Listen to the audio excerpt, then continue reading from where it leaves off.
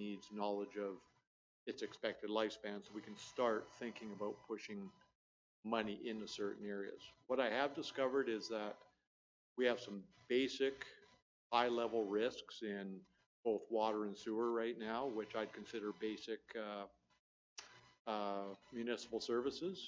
And unfortunately, the failure on those two things is noted usually by evacuation. So if we're unable to correctly pull sewer from people's houses or provide them safe drinking water, those are critical failures in a community. All the other things, at least the way I think of this, is things we can live without by and large. They're nice to have, but when it comes to the basic things we need to provide, those in my world, or at least, are the most basic things. So you're going to see in water, capital, and sewer a fair bit of pipe work, sewer plant work, and I think the most pressing one will be that pipe bridge that we have over across the Nicola River by Norgards. I did get an inspection on that this year, and it's not very pretty. There's a whole bunch of rotten, unsupported members underneath the back walls of that thing, and one little shift on that can be fairly catastrophic as far as the impact on things. I believe Chief Tompkinson mentioned he's seen it once before where a little crack in that system appeared, and it was quite the geyser, I think, if you told me about that, which you can imagine that that's being fed by the reservoir up the hill, and that reservoir's got a pile of water and head build-up pressure in it. So that's going to go for quite some time, let alone what it might do if it starts to open up a crack a little bit more. So we're trying to prioritize that right now in the immediate, because it's a high risk of failure right now. And yeah, and then we got to move into the other things. We're running into some sewer piping that is by assessment potentially surcharging. It doesn't meet its capacity requirements throughout town. We're running into a lot of old galvanized lines, a lot of old clay tile lines or asbestos clay lines, and all of these things are, you know, one shift of the clay or, you know, a flood event of some sort, whether it's groundwater or a freeze thaw, away from fairly catastrophic failure. Usually with the piping in the ground, you know, you can get in and repair things fairly easily. In the event of a sewer plant failure, that gets to be a much bigger issue. That sewer plant was, if I recall the dates in the report, built in the late 50s, early 60s, if I got that right. And something like that's going to have a life cycle, you know, as designed in that 50 to 70 year range, which we are getting into that range right now. And if you look at it from a life cycle management and an asset management perspective, the right thing to do, whether it's a sewer plant, whether it's an arena, start putting money away after it's built for the eventual replacement and or maintenance requirements that are going to be required all the way through its life. In a perfect world. But infrastructure is one of those things where you don't see an annual change in it, something that can build up on you over time, and it's easy to slough it off in a budget each time, where you might get a recommendation to put reserves away for something. But when money's tight, you pull back the reserves, you spend it on something else. That builds that infrastructure debt over time to the point where we hit an end of life period on something, and there's no money in the bank to deal with it. And these are some of the conversations that we've had largely around that specific infrastructure that are quite a concern. The other thing you're going to see longer term in the planning and the public works budget on the water side is that we're drawing water by and large from our shallow aquifer and our mid aquifer. And these are two aquifers that are under stress quite a bit and subject to scrutiny with, you know, the water restrictions that we do have, the local farming communities competing for the same water as well, river usage, fish passage, and health in the rivers. So the Kengard well is in the lower aquifer, which is not connected directly hydraulically with the river, at least on the short basis like the other aquifers are. But we're only able to use it to a partial benefit because it has contamination of manganese, which we're only able to blend it right now with the other sources to keep the manganese level at the stipulated rates. we were to add treatment to that situation, we could lean on that well hard and make that our primary source, and then use the other wells to potentially augment it. In recent conversations with the regulator on water licenses, I'm getting the distinct impression that, you know, as the city grows, gaining additional water license space is going to be an issue. We've already identified that our capacities are not going to be sufficient for that 2040 outlook right now, let alone if something breaks down and it's out of service for a little while right now. So that'll be one of those priorities between that and the sewer plant and some of the piping network that is potentially surcharging that I want to focus on, because like I said, those are basic things. If we're able to take the water into the deep aquifer, some of the area farmers, from what I gather, are planning on doing the same thing and investing in wells to get out of that highly constrained and heated for shallow and mid aquifers. That would provide us with a very stable water source going in the future. Problem is, it needs a good bit of money spent on it, treat it to the point where it's fully suitable for drinking water. And we are looking for grants for that at all times.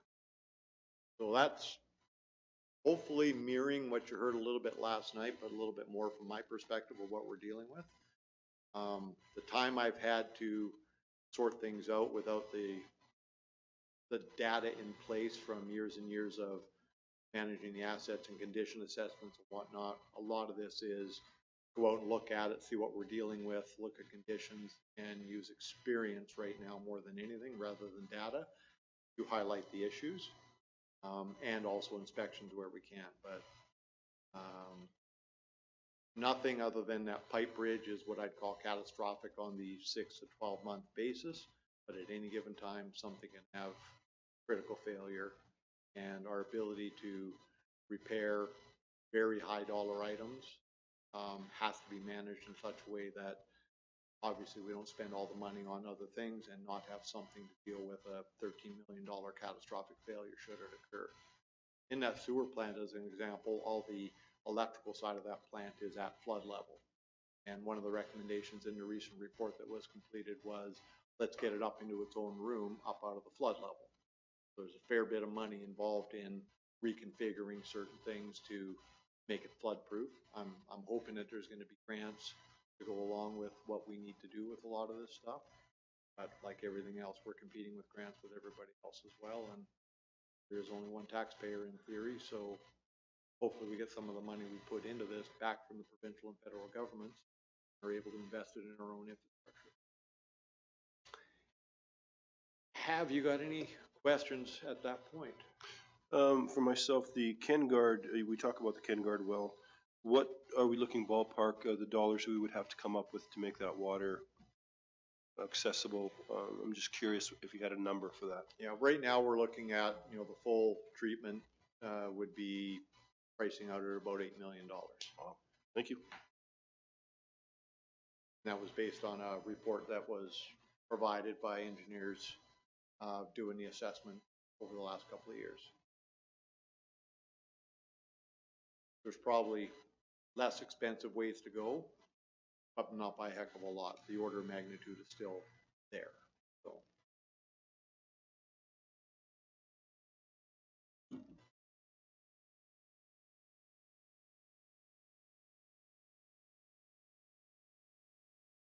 What the heck have previous councils been doing?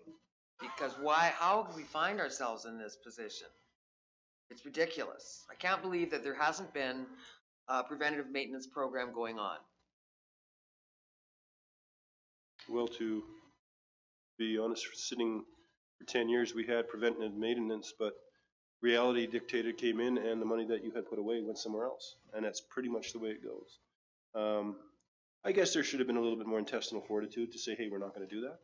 But ultimately, that's ultimately what ended up happening. We had great plans, and then we moved it somewhere else where it was needed. And I mean, that's what happened with us. So.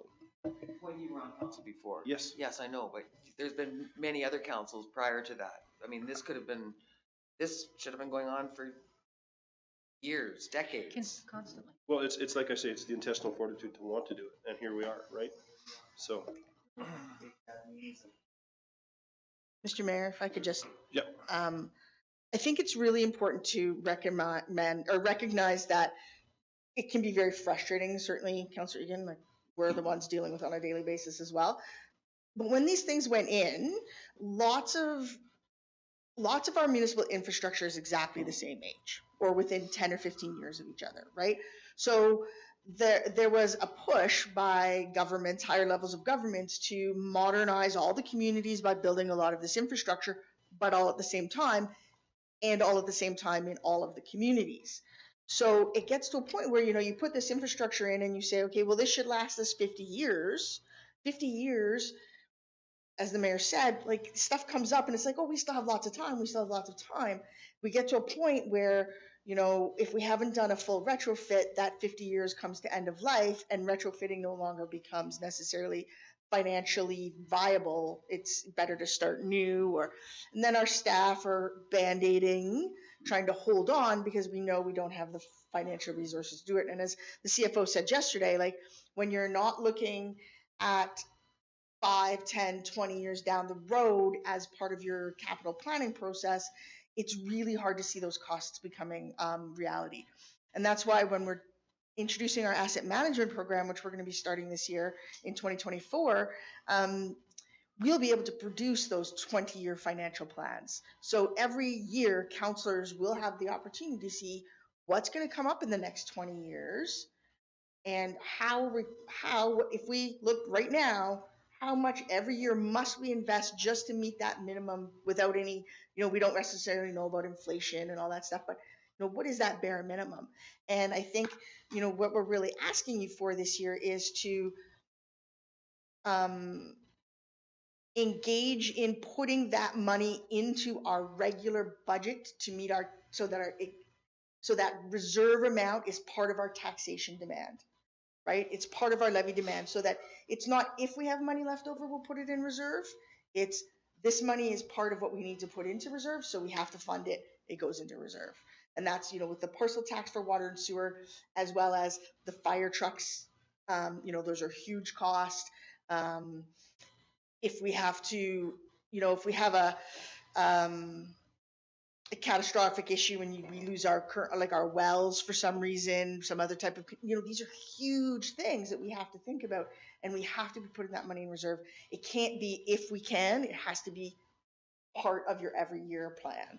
And I think it's really hard, and when you build something brand new, to imagine that you're going to have to replace it, right? Or that you have to start putting in the bank right now, right? When you buy a car, you don't start saving right away for your next car.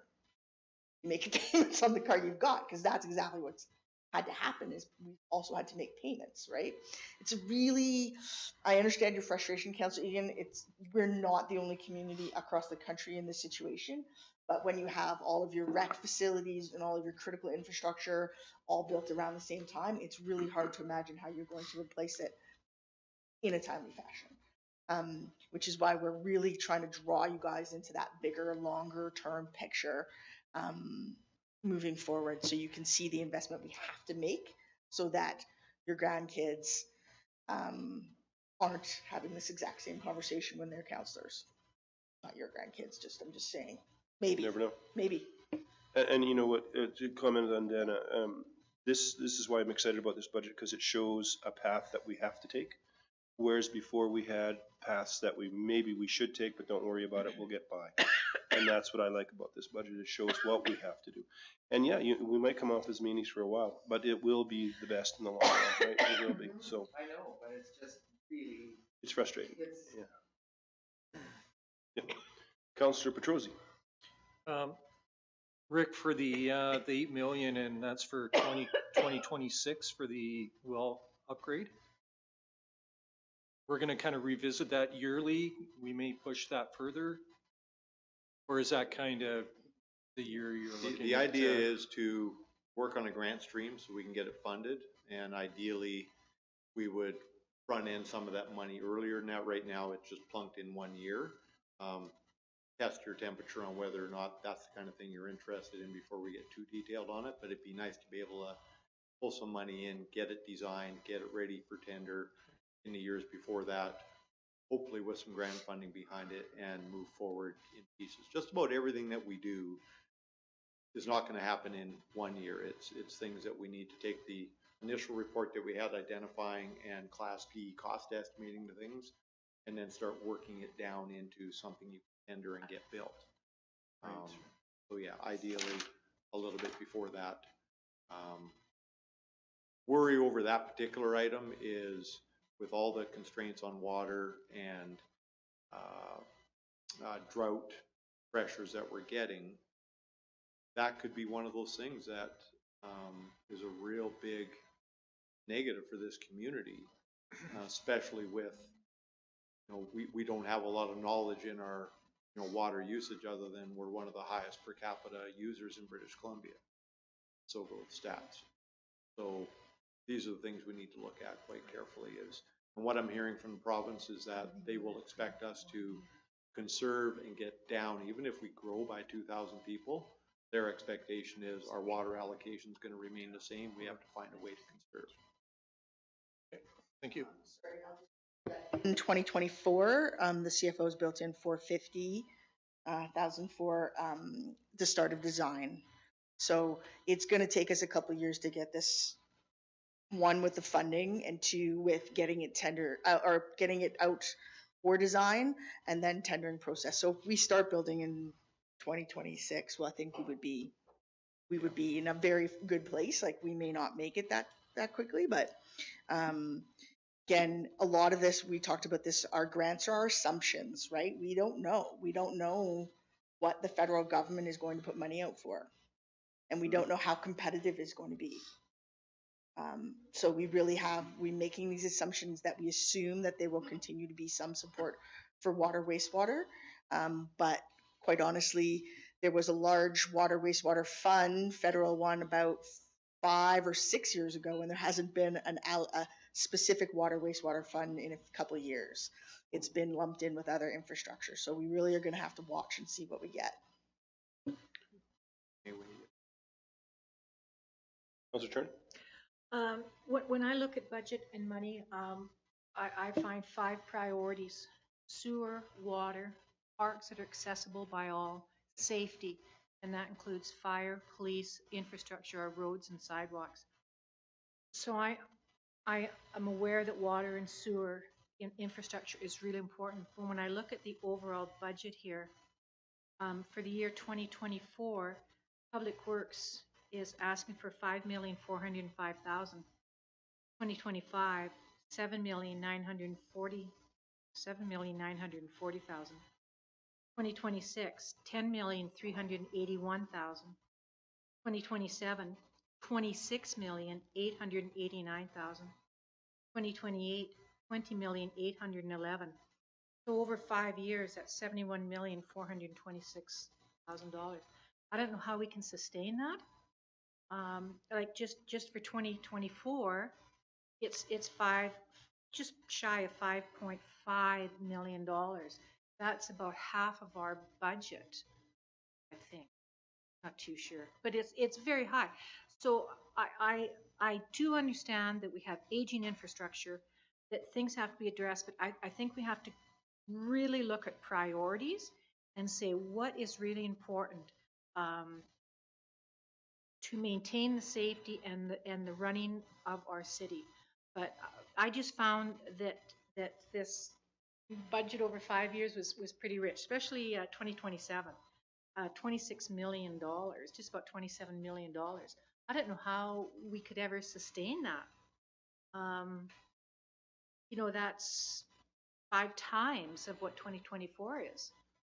So I don't know where we can cut, but I think we really have to look at it and be honest with these numbers and saying what can we sustain without a 40-50% increase in taxes. We have to look at what the town needs and how we can sustain it, because we just can't keep spending money because it's not growing on trees, and we can't keep going to the taxpayers every year with huge increases. If I may, I completely agree. And what you're seeing there right now is the look around at everything that we have and looking for direction on what's most important to you. We can definitely work more towards minor repairs and try and cripple things along if that's the way we want to do things. We can also, you had some, rich uncle that left the city $150 million, we can find a way to get it all done in 2 years.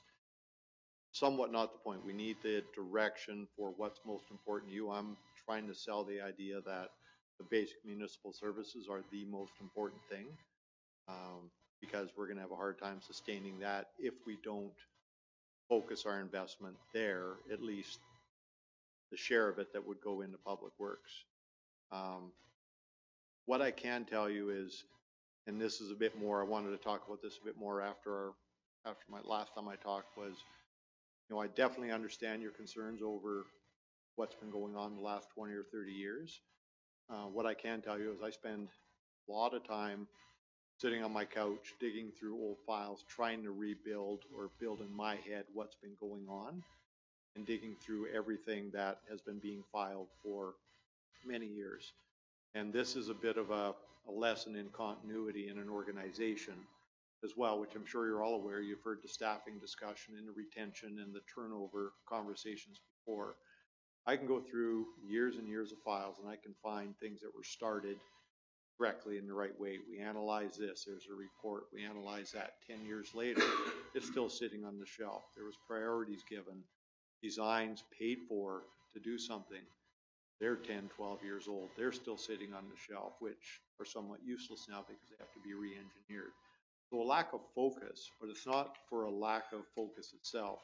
It looks like everybody's been trying to do the right thing, but if they're only here for a short time and then something pushes them out or drags them away, or it's just frustration, which we're trying to focus on the frustration and give you something that gives you the confidence that we want to get back to basics, we want to push forward, and we're here for you on that. But I'm not getting the sense that that's been sort of the rule over the last 20 years. There's been a lot of turnover. You lose continuity that way. You lose knowledge that way. And like I said, when you go and look through all the old files and find all this stuff, I'm looking for one thing over here and I trip over something over there and I go, I would have been looking for that tomorrow. Start piecing it together. The right things have been there. They just haven't been there for enough of a track record of time to actually implement. And that's where we're running into grief. And that's when we build what I'd call the building blocks for this town, we need to set things up so that when there is turnover, the next person comes in, they're standing on solid ground, things are systematized really well, they can pick up and push forward without taking 10 steps backwards. That's success in my mind, is that we leave a roadmap for the future people. We plan that succession planning, and we plan how this place is going to run, and it will run that way. You'll have better continuity of staff when the frustrations aren't there for them, and the turmoil will be gone, but it's going to be hard getting there, I guarantee it. I agree, but on the other hand too, it will also help us stop wasting money on getting archaeologically designed plans done, money not just. Speaking to the comments that are happening here, I know that could be frustrating for some people, feeling like nobody's ever planned anything, but just like Mr. Green has mentioned, there's been plans that have been made, and also there's been situations where we've applied for grants and been unsuccessful. Last council had tried to get the second phase of Vote Street under grant twice with no success. There's some infrastructure that was discussed along some of the older streets, Parker and Armstrong, and we've discussed it. It's just sometimes it's trying to get the funding, and then the flood and COVID really got us off track. Not that that's an excuse, but I know that last term we tried as much funding as we could, and very early on we had our grant writing. First we had Sir Sandusky, that was great. That happened in our first year, and then we had COVID, and now we have, I think, Danny. But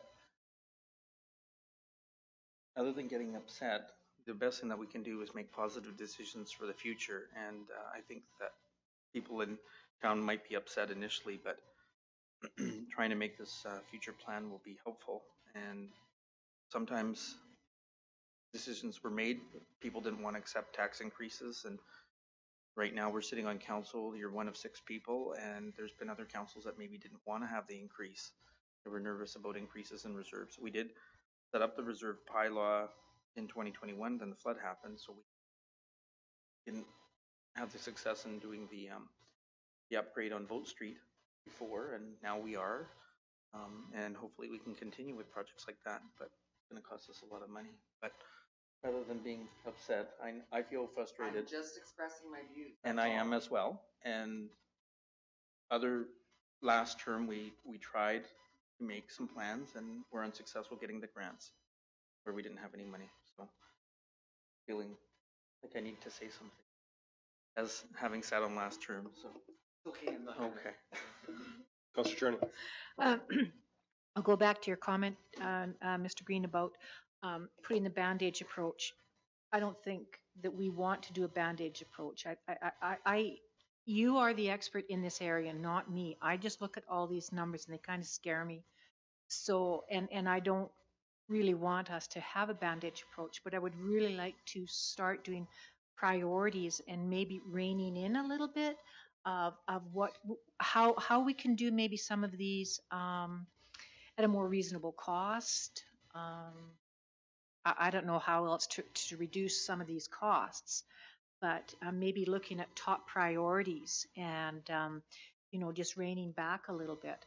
But the Band-Aid approach is great, but as you know, it doesn't last. And then you spend that money on the Band-Aid, and then you have to fix a Band-Aid again. Well, you might as well have done it completely properly the first time. So, but I think we really have to look at some of the priorities and go from there. Yep. Please. So one of the tricks going forward, and I don't like to use the word trick, but I did, you're absolutely right. With some decision on priorities, we can go back and really flesh things out and focus on the things that are most important to you, that you feel are the best things to build on. Right now, there's so much that I look at, and that's why you see such big numbers in there, is I've looked at every part of our operation, and I've put my best experience into quantifying what I see, and that's what you're seeing right now. I don't expect this to happen the way that is. I expect us to work this back and get some focus and target certain areas that are most important to you. But at the same time, it's not just about gaining those efficiencies. A lot of cases, it's thinking outside of the box. Something as simple as capital equipment. If we're running into some grief with some things getting older, this is one example of we don't necessarily have to buy brand new. I've had a lot of success in the past going to an auction, buying used equipment if need be, and we can save, potentially 50% on a lot of things. I bought a loader out of the States a few years ago and got a $400,000 loader for $175,000, and the thing was an absolute cream puff. I've also looked at ones that were, by the time you went and looked at them, complete rust buckets that had a paint job on them that you didn't want. So a little bit of effort always has to go into that. But if we think outside of the box on what we're doing while we're trying to improve, and remembering that the goal of asset management is steady improvement. It doesn't mean we need to have polished brand new things. There's certain critical things that only make sense that way. And in my previous world, it was graders. Council always wanted to have new graders. That was a big thing for them because that was our primary service area of grading 2,600 kilometers of gravel roads. They wouldn't skimp on the graders, but they'll skimp on anything else. So it allowed us to take their direction and put some effort into the market, go to auctions and get the fleet improving, but without going full retail on brand new. And that's just one thing we can think out of the box on. With the goal of asset management and even your financial triggers on reporting to the government that Kevin has to do, is if they see a decline in values, we're going to get red flagged. They see consistent or even minor improvement or even flat, you're going to get a better or less of a look at you. The goal is always slight improvement over time because that's prudent fiscal management. You do the same thing at home. You run your households that way. where you want to see more money in the bank, you want to see nicer this and nicer that, but you don't go out and mortgage the whole thing, you know, when you're 19 years old and try and get it all right now. Usually there's a bit of building to this. We're in that same position. So what we're going to be asking you for with all that money you see there, I mean, I think I talked to Cynthia in her first week or so here and sent her a little note, and I can easily identify a lot more on the 10-year basis, closer to 150 million of stuff that you won't even see a lot if it all got done. Because it's hidden in pipes, it's hidden in wells, it's hidden in plants that aren't the parks and the shiny things you see out there that look nice, right? They are, unfortunately, the hidden bomb that's, you know, getting ready to be triggered underneath the city. Now, I don't want to create a panic on that because we do have time. But even when I look back at the DCC bylaw and the projects that went into that, and actually before Sean left, we had quite a chat about this when we both put our hands on that project and stopped it and said, let's look at this. There was projects, you know, 20 to 30 years out that wouldn't get built in that project list for that bylaw. It was going to produce numbers that were 9-10 times higher than they are right now for DCC levies on stuff that was never going to get done. When you look at it, you have to look at things on the right term of time. You have to right size things, and then you have to do the reviews on a regular basis to make sure you understand what's changing and what might change in your goals. And these are the things that are very easy to see and that we have to manage. And with your direction on what's most important to you, you know, last year I did, must have been 300 some requests. Anything that changed dollars, you got a sheet on. This year we haven't made any sheets yet, at least in my department, because there's so much for you to think about. I want to do the ones that I can give you that we know are of interest to you. I don't want to bury you in capital requests. You see it right now in what you have in front of you. That's the big picture, but we do have to shorten it up and get down to priorities. I'm just hoping that you look at what the priorities are, that we find that path forward so that we're on a slow, gradual improvement, so Kevin doesn't have to get flagged. Everybody? Councillor Richard. Well, also speaking to the list for Councillor Charney's comments was that we have to plan and hope for things in our draft budget and our plan for 5 years of things that we'd like and hope to get with grants.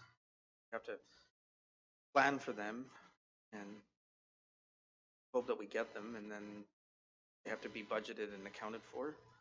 So sometimes you account for these things that if you get this with the grant, it would be X, and then you plan on spending it. So it's lofty, but we kind of have to plan it out that way as well. We've hoped for lots of things in the past, like Boat Street was supposed to be done a long time ago, and we've not been successful twice, like I mentioned earlier. So we're plan for it and hope for the best and plan with reserves. But yeah, priorities. So you'll wait. I think it's really, I just want to reiterate a couple of things. You know, you need to set those priorities for us to move forward on this. And much like your strategic plan, we may not hit all of the goals in the time frame because we might be able to say, okay, we're going to risk manage this for another year while we wait to see if a grant comes up, right? You have to decide, again, what is palatable to the community. If we know that we have to put money in the bank to get a sewage treatment plant upgrade, and that means that we have to reduce the number of roads we repave, you know, that we completely repave versus pothole fill. You know, those are the kinds of decisions you have to make to give us the right direction. Again, water and sewer, no water, no sewer, no town, right? Roads can be gravel.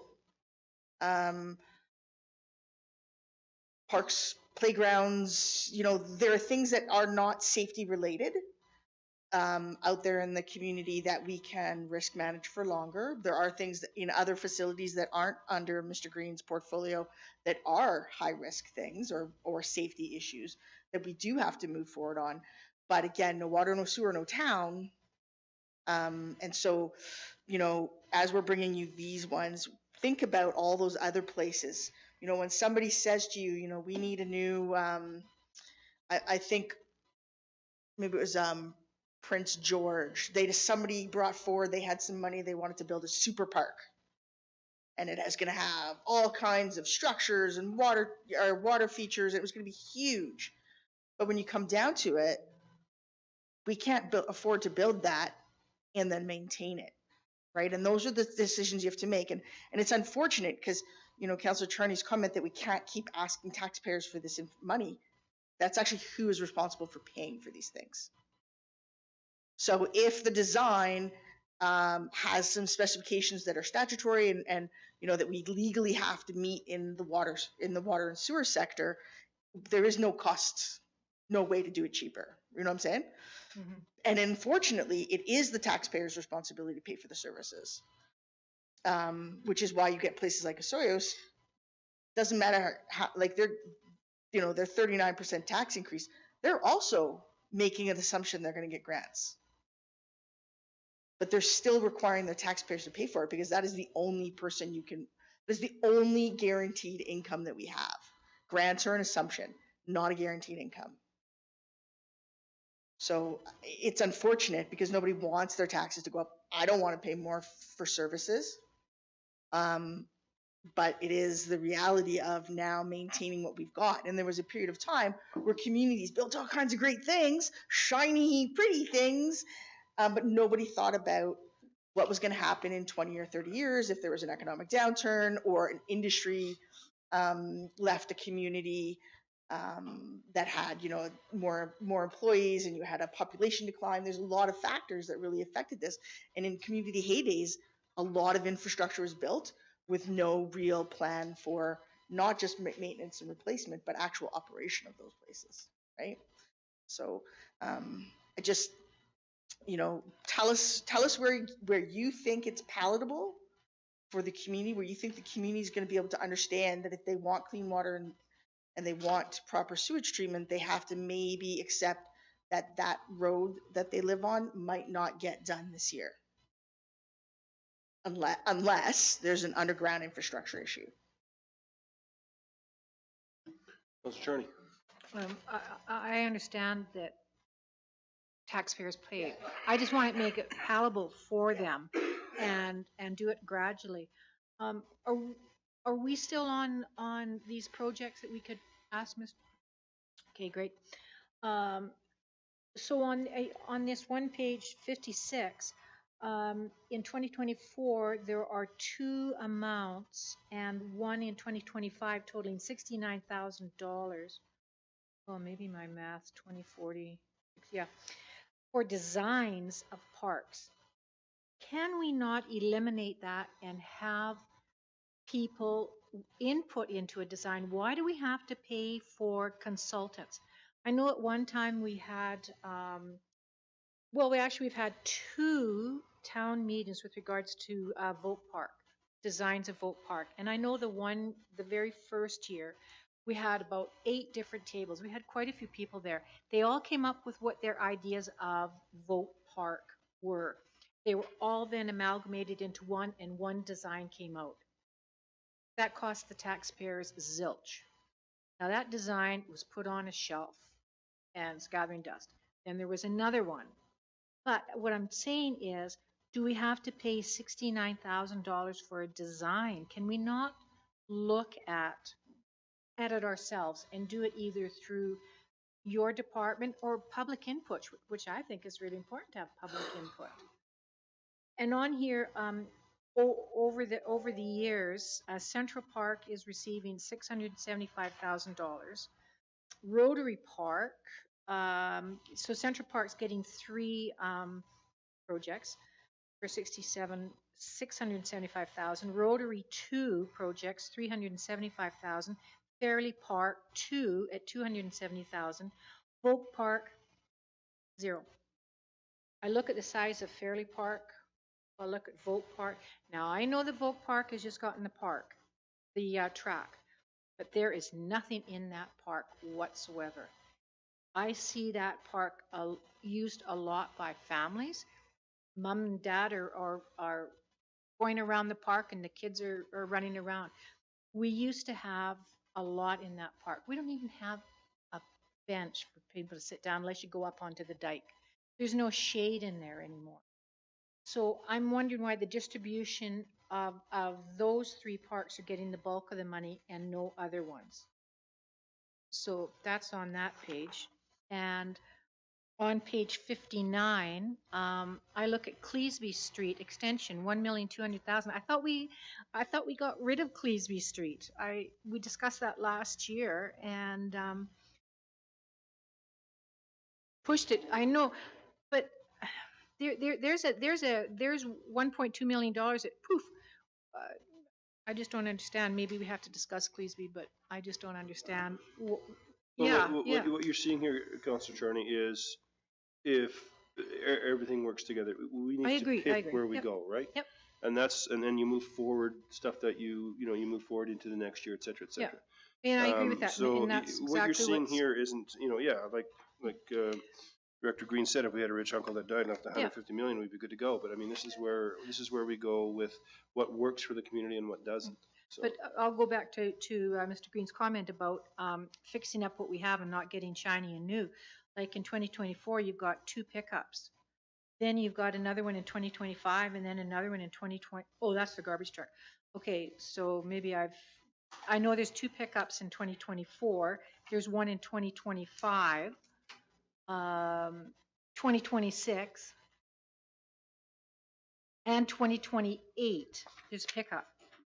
So I think we discussed this before looking at the odometer. I know that there's a lot of back and forth, but that's why we have the maintenance yard to maintain those vehicles. They're not pulling heavy things, so their motors are not being ripped out. And again, we have 2 new garbage trucks. So those are things like we're talking about last night is reduction in service, is maybe having garbage pickup every 2 weeks instead of every week. Do we then need new garbage trucks? So I think those are the things that we have to discuss, and as priorities when it comes to it. I would far sooner see a 10-year-old pickup truck, seeing that, but having my sidewalks level so that people are not tripping over the sidewalks, etc. That to me is a priority. So, Kevin, you're up first. Yep, I'm finished on that. So we were intending to walk through water, sewer, parks, and then overall public works in 4 chunks, and then we can come back and work our way through the holistic view. Before we leave the water section, I wonder if council would like some comments on the East Merritt utility corridor, because that starts in water, we see it in sewer, and then we see it on the roadside in public works. And so before we leave water, if we can just regroup on the East Merritt utility corridor, have a chance to discuss with the director on that space, because it will be recurring as we move forward. And then we can transition into sewer. That's fair. And I just want to, so I see Council Attorney's looking at a very big picture of stuff. I just want to say, like, when you talk about putting something in, like a playground structure, that's a relatively small playground structure. And trust me, I have lots of experience on this. We could be paying easily for a relatively small playground structure, $20,000 just for the structure. So you've got to imagine installation is going to probably equal the same amount. And then we have to inspect it. It has a life expectancy. So when we're talking about shiny things, sometimes it's those tiny shiny things.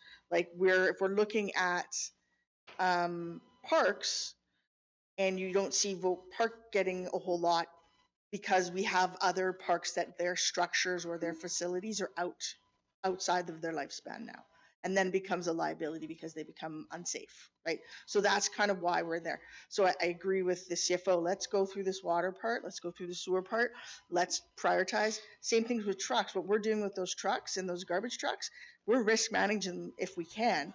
But as soon as they start costing us more than it would to buy a new one, right? That's where we balance. If it costs us more to maintain than it costs us to buy new, then we don't want to keep maintaining. We want to go to new, right? So we are really, that's how we risk manage those. As soon as it becomes less cost effective to do the repairs, then why would we continue to do the repairs? So that's part of asset management and maintenance planning and all of that stuff. So I think if you want to go through with maybe Rick, if you want to lead us through that.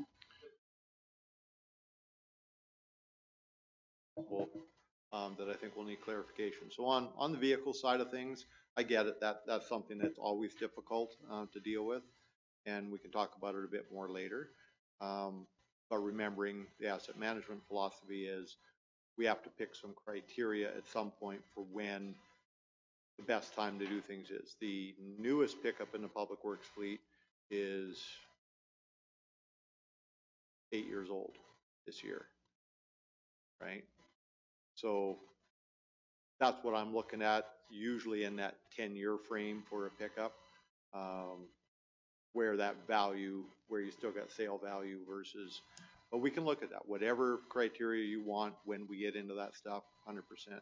As it relates to designing infrastructure, when we're designing infrastructure for the public to use, it has to be engineered.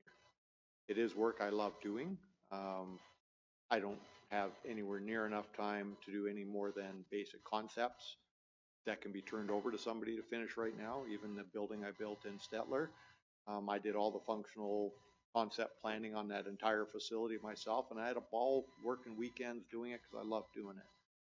But with everything else we need to do, we do not have a team of design staff that can turn projects over and design them in-house and authenticate the designs and indicate that they're safe for public use. So that's where we do have to hire consultants. Even in a park space, things have to be done right. And because we're liable if we don't follow that due diligence model. Things are a lot different than they were a number of years back, where even the tennis courts got built by community effort. And you're going to see some stuff on the tennis courts in the budget as well. But these are things that have lasted a good long time, no question. But at the same time, we're responsible for public safety, and we want to make sure somebody else is responsible by the fact that they've designed and authenticated drawings that say they're safe. Here's the process. We can do concept stuff like I did for Vogue Park over the track. I put that initial layout together for what we're going to do, handed it off to the consultants to make it legal, and so I don't think there's any way out of that. Okay. So we'll suspend this. Oh, I think, people used to build playgrounds in community parks. Like it was that community barn raising kind of philosophy, right? Where people come together and they build a great piece of infrastructure for the community. We're just not, the standards are just not, it's not the same. Our liability, people sue people now, right? Like somebody gets a sliver. We also used to build playgrounds out of creosote soaked wood, which we don't want to do anymore because kids lick that stuff. But it's all changed around the design standards, the accessibility standards, the liability around safety of somebody on sites, as well as post construction and users, right? So it's a different world. That make this, they do their own design. I mean, if you say we want a playground with this and this, and the playground company, they're the ones that do a lot of the design. And so doing a design before, it seems to be like it's double whammy. You can say we want slides, we want swings, we want monkey bars, we want this, we want that, and then the company that's building the playground, they do the design. okay, so I'm going to suspend this right now because we've got to go into council in 4 minutes. So we'll suspend this till after council. So I don't need a motion for that, do I? Oh, motion to recess. Councilor Egan, Councilor Hogan. Those in favor? Opposed? Oh, I don't think she's opposed, but anyways. So we will take like 3 minutes.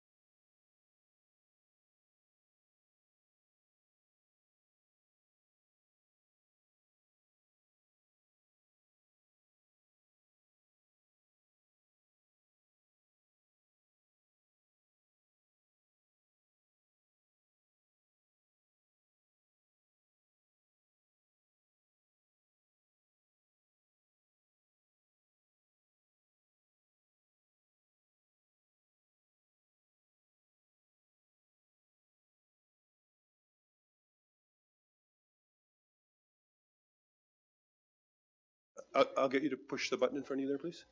There's a red button. There you go. Now you're good. My name is Bea Cave, and I live across the street at 1520 Walnut Avenue. I don't quite understand this map, other than in orange, it shows 1531 Walnut Avenue. And you guys are discussing, of course, Williams Crescent. Like, how is this area across from me, where Barry Jackson's Welding is, how is that a part of this Williams Crescent development? Do you want to see that?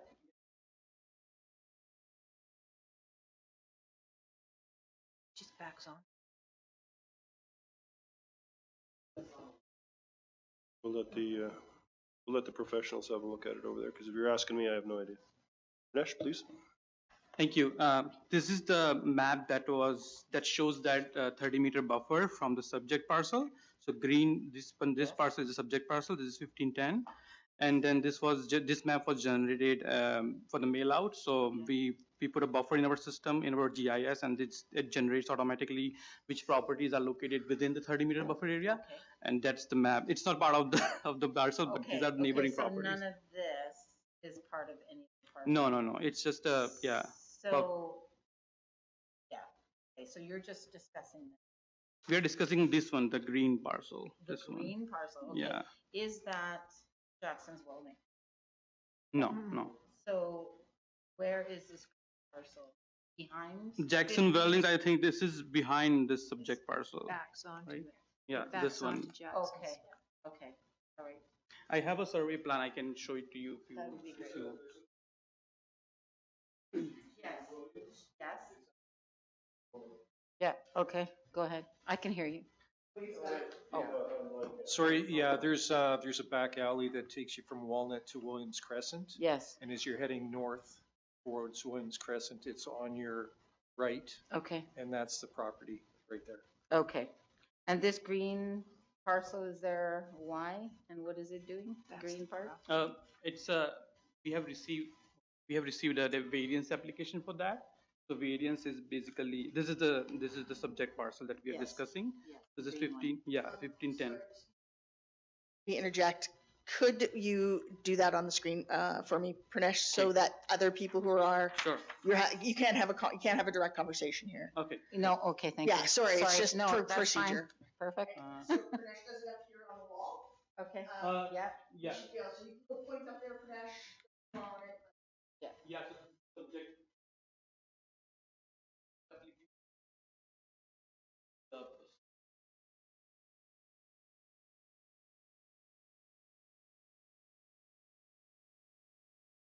So yeah, the variance is for parcel. Also, it is also subdivision application. Yes. Parcel will be divided into two lots. Will be the proposed A will be the one lot and B second lot. And the variance is for parcel that is the distance from here to here, mm-hmm, right? Okay. The average distance between from front property line to this property line. yes, Will be 23.34 meters. And Okay. the allowable parcel depth is 25 meters. okay, So that's the variance that Mhm. the applicant has applied for. mm-hmm, And then once we receive an approval from the council for the variance, our department will proceed with the subdivision application. So, like, and if subdivision is also approved, that it will create two lots. and now can you tell me this subdivision for this parcel, is it going to be residential or commercial? It will be residential. It is, okay. All right, so this really isn't going to affect where I am. No, and can I share just the reason why the variance is even coming forward? It's because there's an existing house on Okay. parcel B. Yes, And in order to ensure that we are meeting the setback requirements, if the subdivision goes forward for the existing house, we just need a variance, so we're not encroaching on the property line. So that's Okay. why there's even a variance being okay. brought So, forward. so is that going to affect down the road, say I want to subdivide my property? Is that going to affect what my variance will then become? You don't necessarily need a variance. It's always case by case, so it depends what you want to do with your property. You're welcome to come and submit a subdivision application into us. Talk about your project, where we welcome pre-application meetings, so we can sit down with neighbors and residents and just understand the type of project that we want to do. And then we kind of hammer out any red flags based on our regulations and legislation. Yeah. Okay. I don't see much impact here for neighboring property. No, okay. Yeah, I was just waiting. So I think, and really the key about a variance is that because one person gets a variance does not necessarily mean the other person gets a variance, right? It really is dependent on the situation. A variance is an exception to those bylaws. So the only reason this is asking for a variance is because of that house there. If you had a property that was the same size and we could split it so that it met all the requirements of the bylaw, there would be no variance request put in. It just wouldn't be allowed. Okay. Right? But So if it could be split, you might not need a variance. you might never need a variance. It really is dependent in this situation on just the placement of that house. Okay. And it does not impact, it's not a like precedent setting thing. Okay, good. It just is case by case. Perfect. Thank you. That explains a lot. Okay, thanks very much. I'll get you to push your button before you leave, ma'am. Thank you very much. Hand in the crowd, yes, ma'am.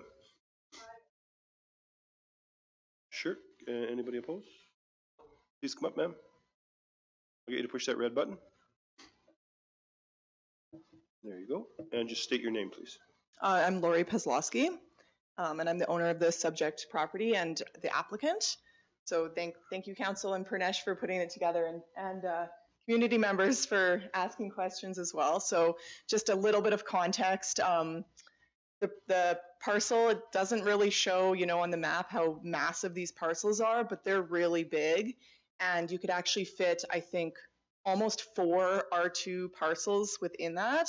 So the variance I'm asking for, although it shortens the lot depth slightly, the overall parcel produced will still be about 50% larger than required in R2 zoning. So it's going to be, still a decent sized parcel. It's going to leave the property with the house intact with a nice yard.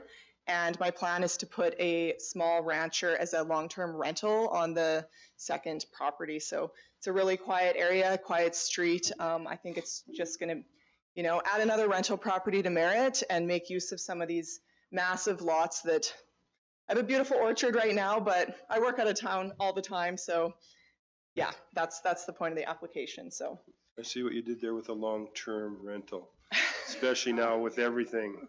Good one. Good save. Oh yeah, Airbnbs are gone. We don't talk about that. Long-term. Thank you, ma'am. Appreciate it. Councilor Charney. I do see that even though you are shortening the depth, the square meters is significantly larger than required by the city. So I have no problems with the depth. And I think it's great that you are doing a long-term rental. We need that.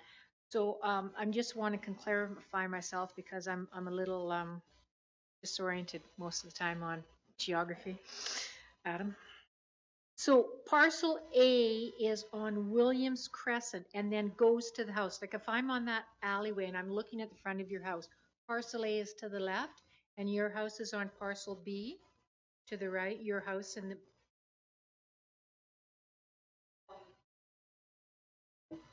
I don't think it makes much difference. On this map, the alleyway between Jackson Welding Right, and yes. Williams Crescent, Yeah. and my house is right here. So the development is to the left of the house. The development is the north.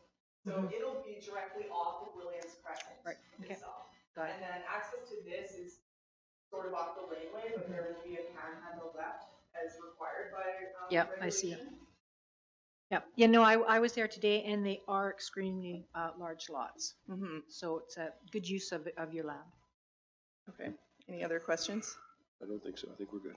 Thank you, ma'am. Appreciate it. The recommendation's been read. All those in favor? Opposed? Carried. Thank you. Thank you for all of that input. Appreciate it.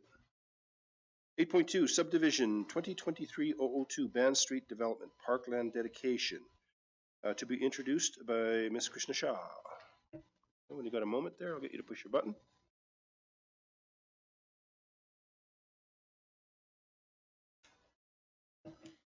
Um, Thank you, Mayor and Council. I just want to ask if I'm audible to everyone. Right. So I'll briefly read through the staff report and we can look at the schedule simultaneously, starting with background information. Uh, so Planning and Development has received a subdivision application for the subject property at the end of Pan Street along Nicola Ave. If you can pull up Schedule A simultaneously, thank you. The proposed subdivision comprises of 71 lots, like including single detached dwellings, multiple unit townhomes, one strata lot, and one remainder parcel. After the planning staff review of the subdivision application, a meeting with the applicant was held on March 31st, 2023. The applicant was requested to provide a parkland dedication of 5% within the subdivision in accordance with Section 510 of the Local Government Act. The recommendation was to have a parkland dedication ideally connected to the Phillips Street Subdivision Park, already owned by the city now. The applicant intends to offer a cash in lieu instead, with an amount of $100,000. That is cash in lieu value of approximately $45,000 and an additional $55,000 to complete the existing park in the Phillips subdivision. As a note, as per Section 510 of the Local Government Act, to determine the 5% cash value of the amount to be paid, the average market value of all the land in the proposed subdivision is calculated as of either the date of preliminary subdivision approval or on a date within 90 days before the final approval. The cash in lieu amount is not yet determined as they are pending preliminary subdivision approval.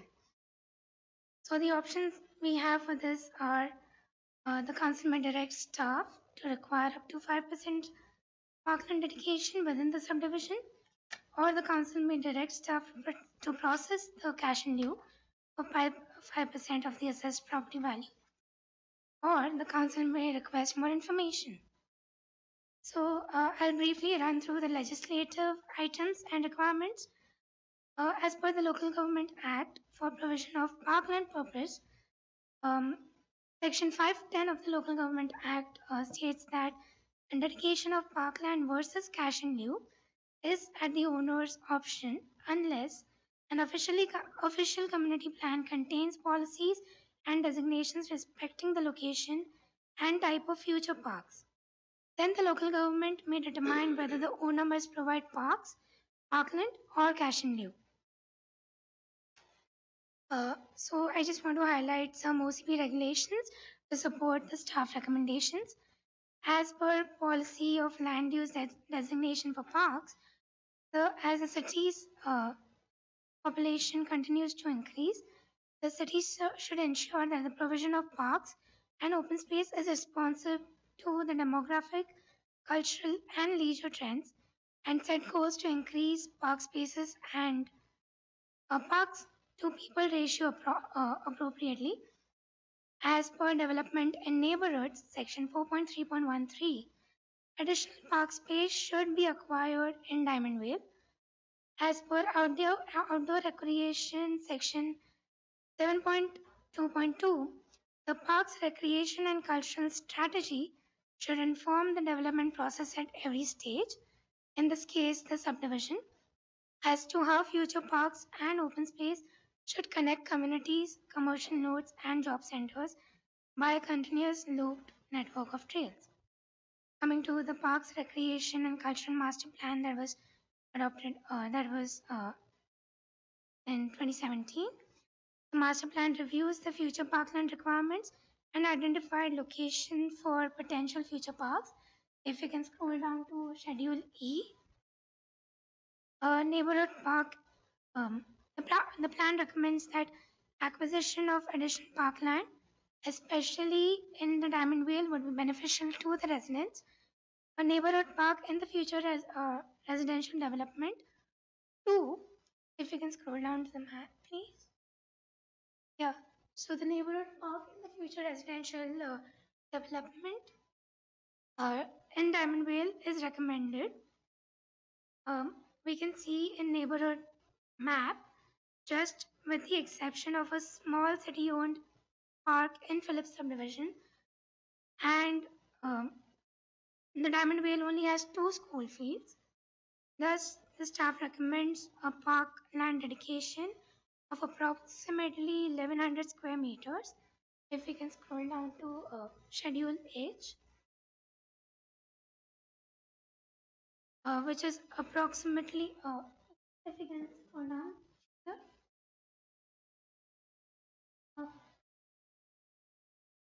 So the staff recommends a parkland dedication of at least 1100 square meters for the subject property, which is approximately 3% of the property, and this is at least, which would extend the existing 770 square meters of the city-owned park dedication and Phillips subdivision to form combined park of 1870 square meters, that is less than 0.2 hectares. Now, the Parks and Recreation Culture Master Plan outlines that a neighborhood park is typically 0.5 to 4 hectares. So what we have right here is way smaller than what's recommended in the as a neighborhood park, and a neighborhood park should provide small play and gathering spaces, ideally within a 10-minute walking distance. So we understand that Diamond Vale is a dense neighborhood with many young families residing there. The extended park will be a great opportunity catering to the growing population to provide a central location to the existing homes and new developments. As a part of our referral process, we also received comments from Interior Health, providing linkages between park space and health of community members. It is also attached as Schedule I with the report. They emphasize that parks and natural environments located near to where people live are an important daily amenity, especially for people who cannot drive or transport themselves to parks located further away. When people interact with each other and cultural aspects in parks, they become more strongly connected to each other and the community. This results in a stronger social safety net and a sense of community belonging. With this in mind, when planning and designing community spaces, it is important to locate parks and natural spaces where people are actually located and can easily access a park and be of sufficient size with facilities so that they can be used for many different activities. The whole report is also attached. So, thank you very much. Thank you very much. Appreciate that. Do we have someone on? Oh, okay. Okay. Oh, okay, sorry, thank you very much. I probably should read the recommendation before we talk about it. Thank you, Michelle, appreciate it. So the recommendation is that council supports the staff recommendation to dedicate parkland with the subdivision property rather than accept a cash in lieu payment. Councillor Ogan, Councillor Petrosi, questions, please. Councillor Charney. Okay, I went up to the site today, and I can see where this proposed park is. Now, the city-owned park is down further, and it looks like it's a linear park.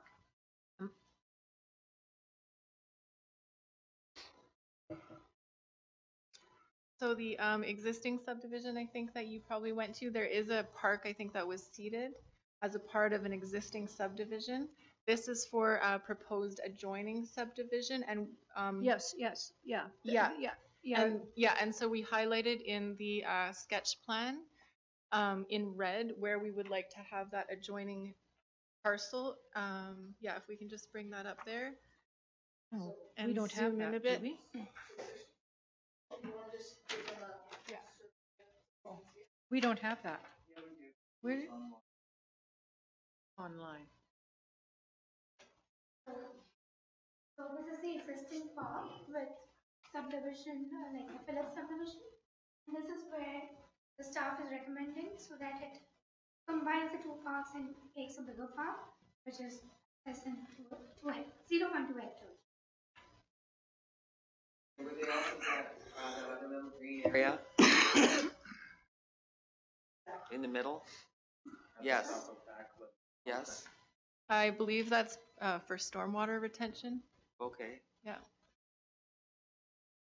It's hard to read. Okay, so that's this pink one here. Down here on Alcon? Yeah.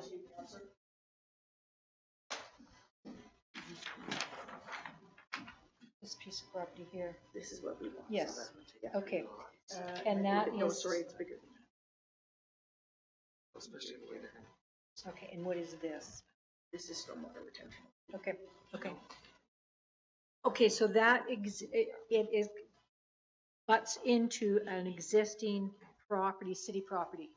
And it's 3% of the total property of the, well, I think it's really important that we do have parks there. I don't think we can have enough parks. It's too far away to go to Diamond Park. Oh, yeah, Liv- yeah, from no, living and I think a neighborhood park is an excellent idea. I think it's great. Now, my question is, the city would be maintaining this park, correct? Right? Would there facilities be put into this park, or is it just going to be a green space? Are there future plans for that?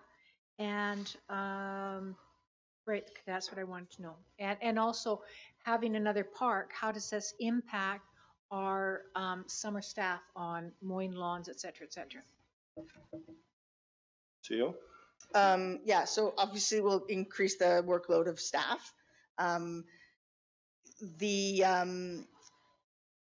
With the new housing Yeah. legislation, sorry, I was having a meltdown there.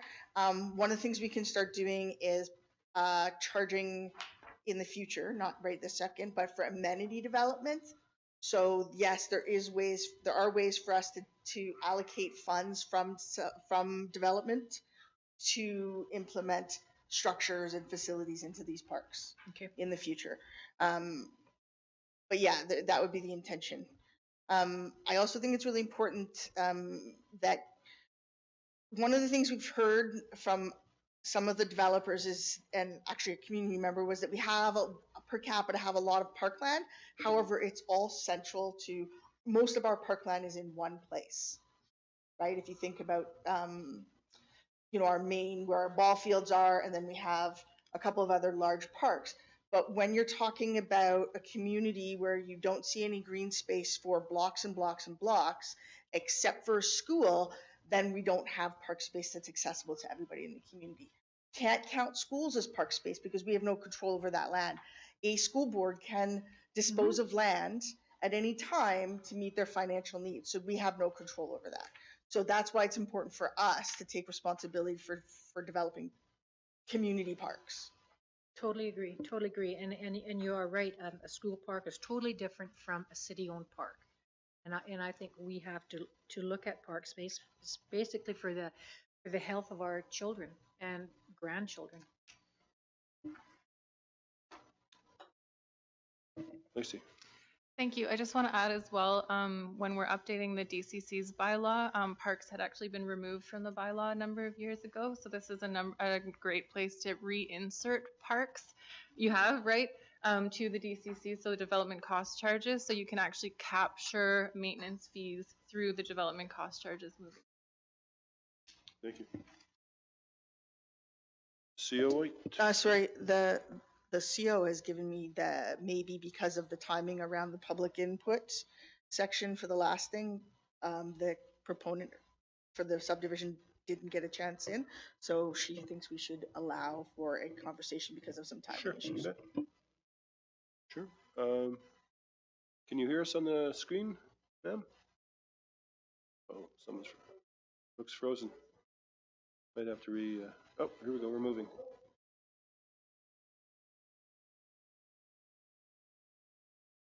I believe it's Jen Power. Jen, can you hear us? Might have to yeah. We'll try a little bit, see if we can maybe get her to Reconnecting. I don't know if you can hear us or not, Jen. Can you hear us at all? Or can you? Okay. Can you go ahead? We can hear you, I think. I think. No, we cannot. You might be on mute. Or we may not have our speakers on. Hold on a second. Let's go again, Jen. We can. Yep.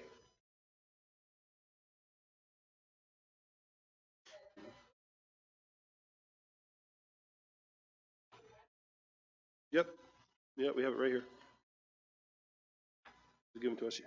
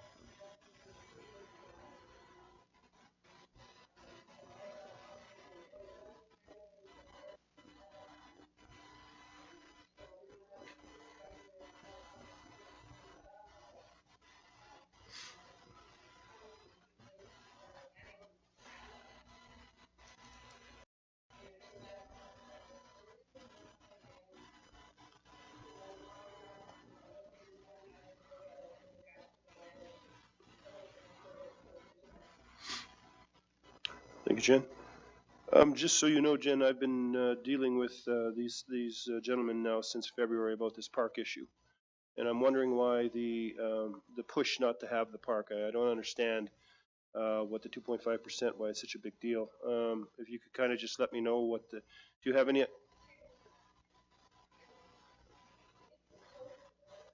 Okay. Okay.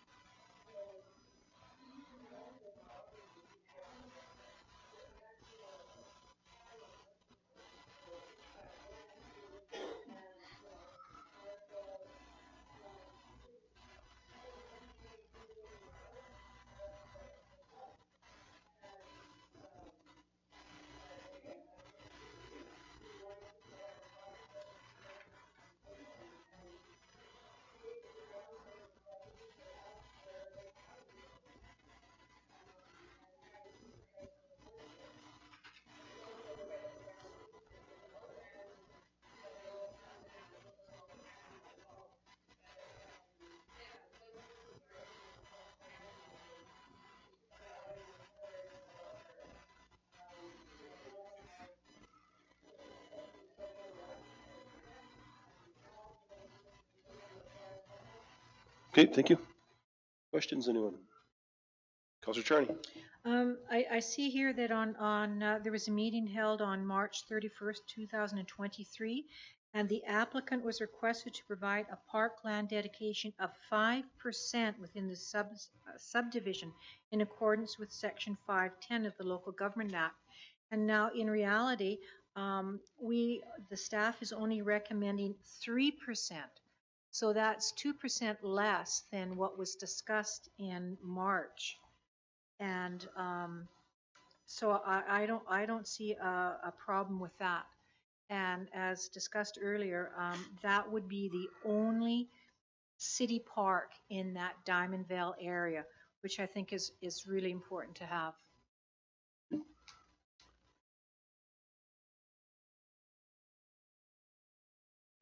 Yeah, we can still hear you.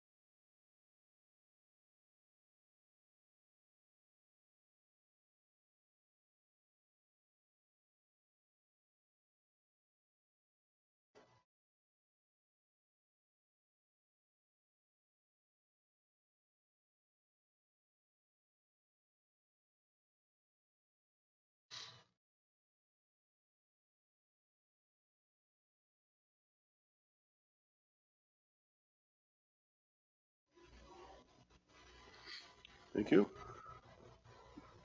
Councillor Richard? Using your valuation here, you have the assessed property value of 5% of $8.99. And with the drawing that we have here on Alcon Avenue, there's a number of lots. Like, how many lots are in there? Sorry?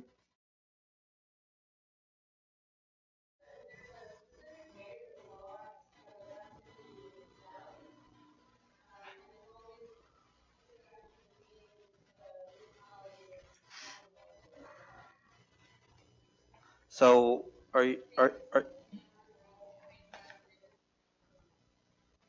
so if you're selling, say, 70 lots at whatever value they're going to be, I mean, this is a lot more than $8.99.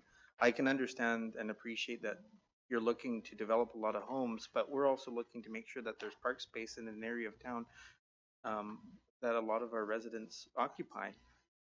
And when that does go in, it would, as a council, we're trying to make it look like an attractive green space for families. And so I guess when we see this drawing and think, wow, what a great opportunity to have these two lots put together for a great park for communities and families, it seems like the nice thing for the neighborhood. But I mean,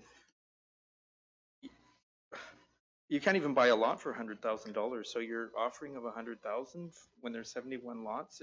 Like, just to me, it just seems off. But that's why I'm wondering, like, $8.99, where's that value coming from? Is that just what you paid for the portion of land and that's what we're basing it on, or?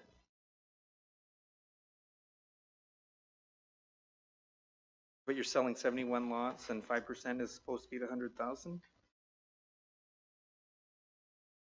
Just a question.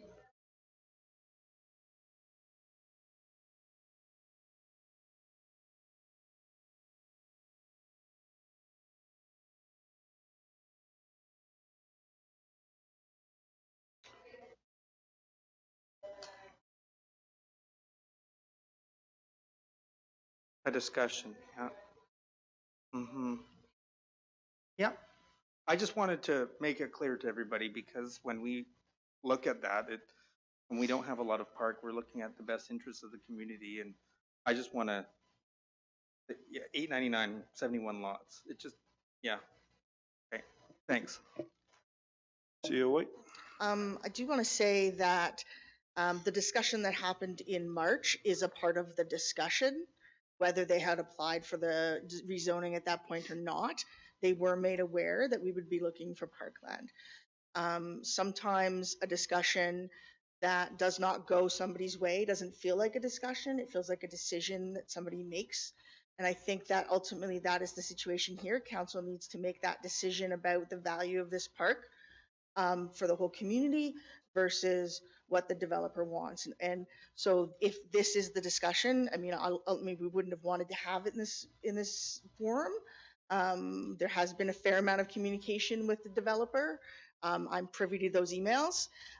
So I would dispute that there has been no discussion. It certainly has been discussion from my staff to the developer.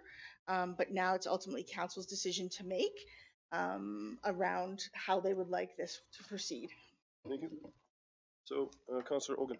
No, I just want to mention that we need to ensure the provision of parks and spaces within our community, and I would be in favor of staff recommendation. Councillor Egan. So, if we decide to choose parkland over a cash equivalent, is the developer not going to develop? I think That's to you. I think that's kind of a loaded question. Sorry, I'm just saying, I don't think that's a fair question, to be honest. So I mean, you can go ahead and answer it if you wish.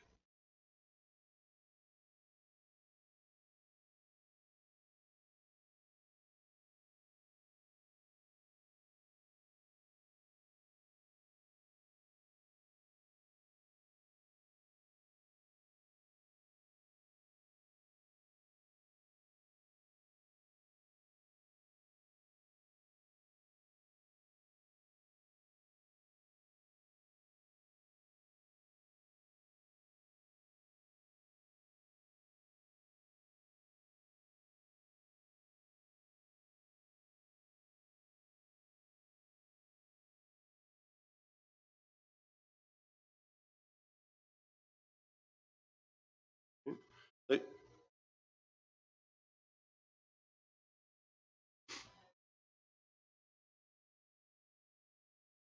Lacey? Yeah, so just a few points of clarity here. The original subdivision application came in at the beginning of this year. It was sent out for referrals. Once we kind of hammered out how many lots they were applying for. That got sent out for preliminary review. They received comments back, and then they submitted a revised package in June. So we did receive a subdivision application at the beginning of this year, and then revisions in June. And I just want to point us back to the legislation that we're authorized to request this from. So under the Local Government Act, as Krisha stated, where the city has official community plan policies for park dedication in general terms, it is the authority of the local government to decide whether they accept this park land dedication, and the location must be suitable to the local government, which we've recommended to be central and adjoining the additional park that's existing, or the local government can accept cash in lieu. But I do want to make that very clear that because we have parkland policies in our OCP, it's the local government's decision whether to request parkland dedication or cash in lieu. Thank you. And with that, I'm going to call the question. Those in favor? Opposed? Did I not read out the councillor? All right, sorry, my mistake. Recommendation is that council supports the staff recommendation to dedicate park land within the subdivision property rather than accept a cash in lieu payment. Ogan, Councillor Etchart. All those in favor? Opposed? Thank you, carried. Thank you. Thank you very much, gent. Moving on. 8.3, the added to your agenda, which is the, sorry, thank you very much, Jen. Appreciate it, sorry. Thank you very much for voicing your concerns and your, and representing your group, so thank you very much. Sorry about that. Oh. COA? Did you want Me to read this, or are you good? Yep, please, take it Or away. summarize it? Yep. So the recommendation is that council appoint Rick Green, who is our Director of Public Works and Engineering, as our municipal approving officer. And then that we also have one of our planners, Pranesh Jani, be the deputy municipal approving officer. The municipality is required to have approving officer. These two individuals are the strongest candidates in the organization at this time. So they are the preferred candidates for that position, not me. We are under the municipal Local Government Act under Section 77(1). This is our appointment of the approving officer.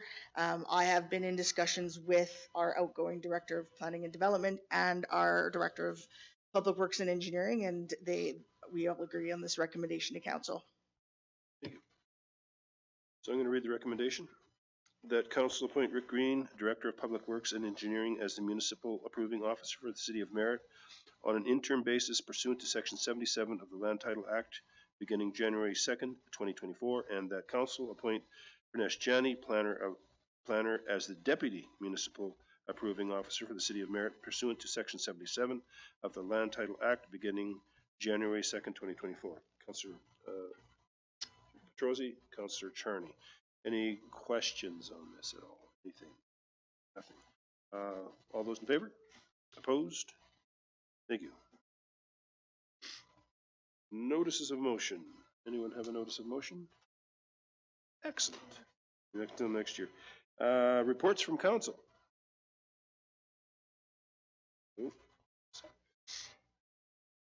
Councillor Richter, you're up.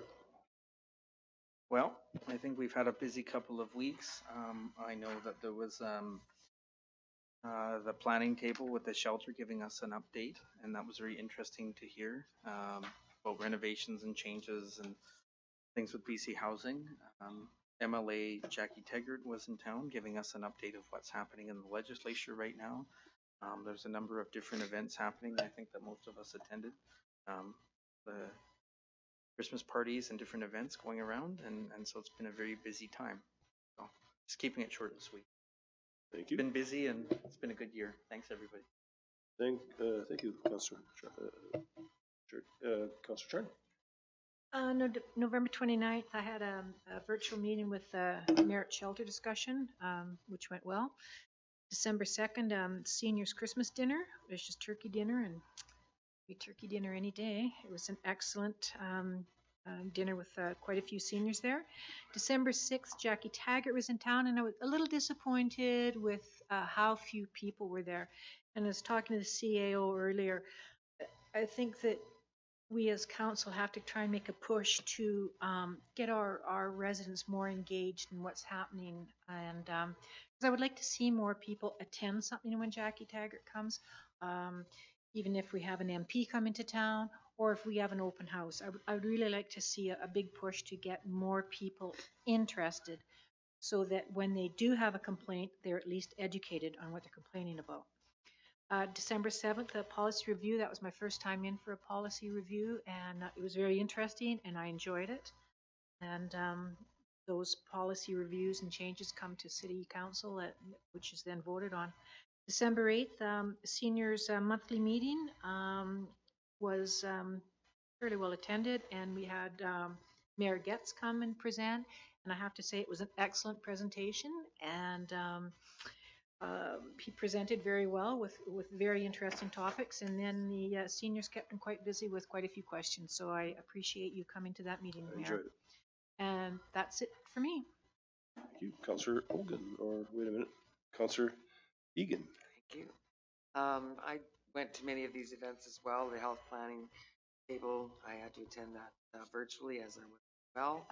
I went to the Merritt Shelter Zoom. I went to the Policy Youth meeting, and I went to the City Christmas dinner, which was interesting. I had a lot of fun with people there. And I've been very busy with catering, so I've seen a lot of people all around the city, and I'm very pleased to see that everybody's having a great time this holiday season. And I did watch the parade virtually, which was excellent. Good job by the city. Thank you. Glad to see you're wearing your festive wear. Only two of us have managed to do that tonight. Councillor Ogan. Next time I will. Oh, sure. Okay, so I had the opportunity to attend the Chamber of Commerce meeting and to learn more about the different projects and initiatives they are working on. I also attended the Tourism Nicola Valley meeting. It was very informative. And for those who don't know, when I was running for councillor, one of my platform's initiatives was to do something about labor shortage. So this week we received the first two temporary foreign workers in Merritt. They are working for a local business, and I am trying to address that situation. So any businesses who are going through that challenge, so we are trying to support them. So and we will be receiving two more workers this coming Sunday. So if you see them around, so they will be here for on a 2-year contract.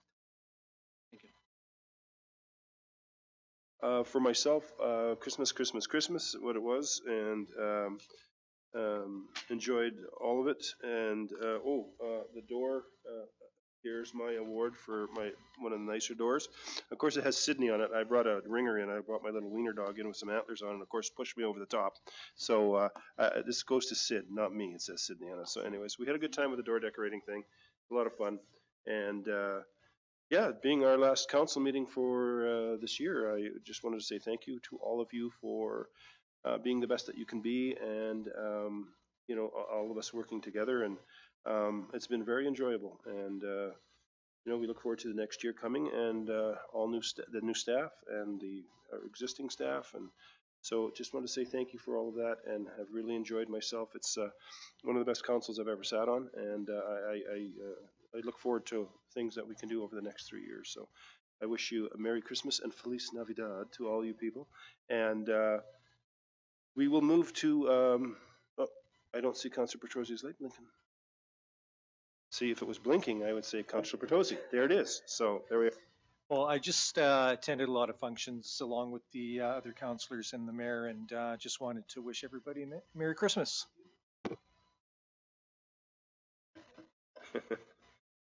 And you're wearing your festive logging outfit, I see, so excellent. Information items. There's 3 of them in the package. Anything jump out at anyone that they would like to discuss? It's all fairly explanatory. Glad to see we've got some dollars. Oh, well, there you go. And Jackie's letter, which was nice to see. So unless we have anything outstanding, we will terminate this meeting and then return to... Yeah, that's just basically, it's what we used to call gas tax. Everybody gets it. Yeah, there's a deal right here. Just tells you how much we're getting. It's what we used to call gas tax. It's just the contribution we get. Nothing to get too excited about, but it's better than nothing. So we will take about 4 or 5 minutes, and then we'll move back into budget deliberation. So thank you.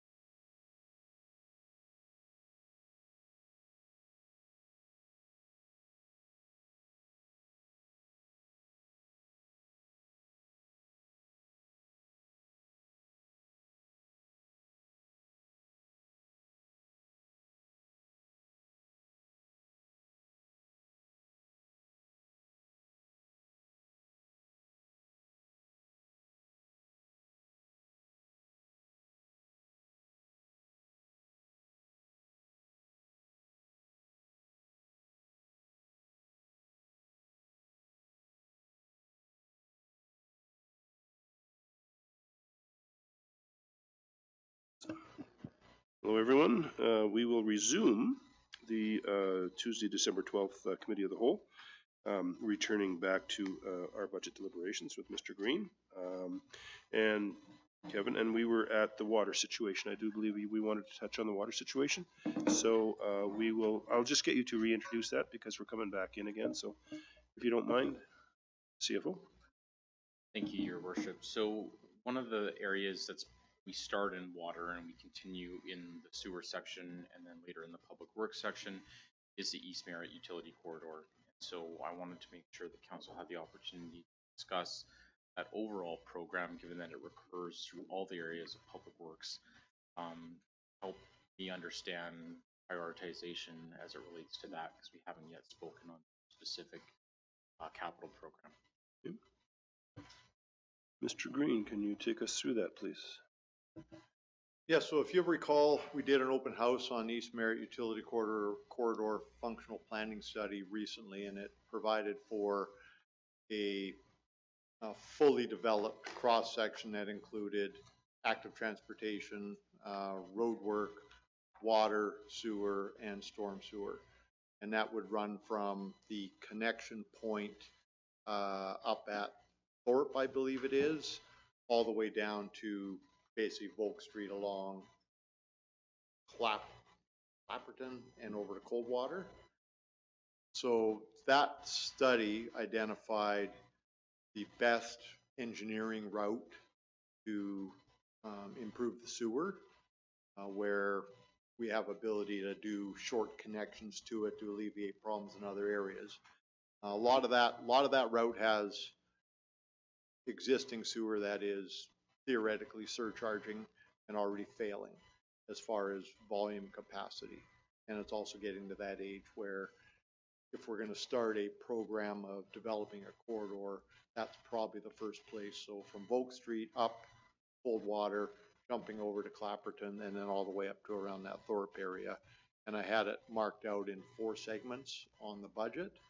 And it also, the different areas of the water is it's in water, sewers in sewer, road work and pathways is in road work and pathways, as is drainage. So it's split amongst other areas.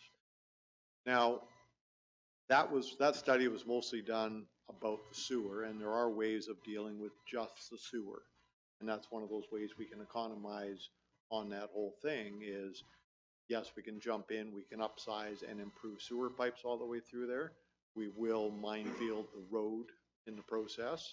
Some of the newer technology, we can pipe burst potentially and run new pipes through old pipes and get things done. I'm not sure we're going to increase capacity much that way, but a smoother pipe compared to an older asbestos cement pipe might have better hydraulic capacity. So there's things we can look at doing, including only go in there and focus on replacing the sewer pipe. Bearing in mind that when you dig down and change out the sewer pipe, right next to it is probably an AC or a galvanized water pipe that's of similar age that we're going to be digging up on a regular basis as well. And if we do that much of the road and you need to put it back, doing the rest of the improvements and then start dollar after dollar getting that beautiful final cross section on a primary corridor that's going to run from basically the 286 site off the highway down through that extension, Clapperton, over downtown area. So yes, we can do other things if that's the goal and just focus on sewer pipes. Sewer pipe is what that's all about, but bearing in mind that we have other aging infrastructure at the same time. If we did just the sewer pipes, we could save all kinds of money on that. That number comes from, I think we were potentially around $30 million just for that corridor, if not closer to 40. And it probably takes us down into a quarter of that at maybe $8 or $10 million to just deal with sewer pipes. But it also means that we're digging up a road. It's probably going back. Half the road is gravel, or maybe we can pave part of it, but then we dig it up again later when we have to fix the next pipe. So the continuity of economy on that thing says you do it all at once, you get the best price. So I've laid out a plan in 4 sections that says if you give them enough work, we can probably get decent pricing and do an entire section at a time. However, that may not be the way we're able to do it. Does that make sense? the most logical way to do the job too. Everything at once. It's just, it's pricey up front. I know, but I mean, it's gonna double your cost in the long run.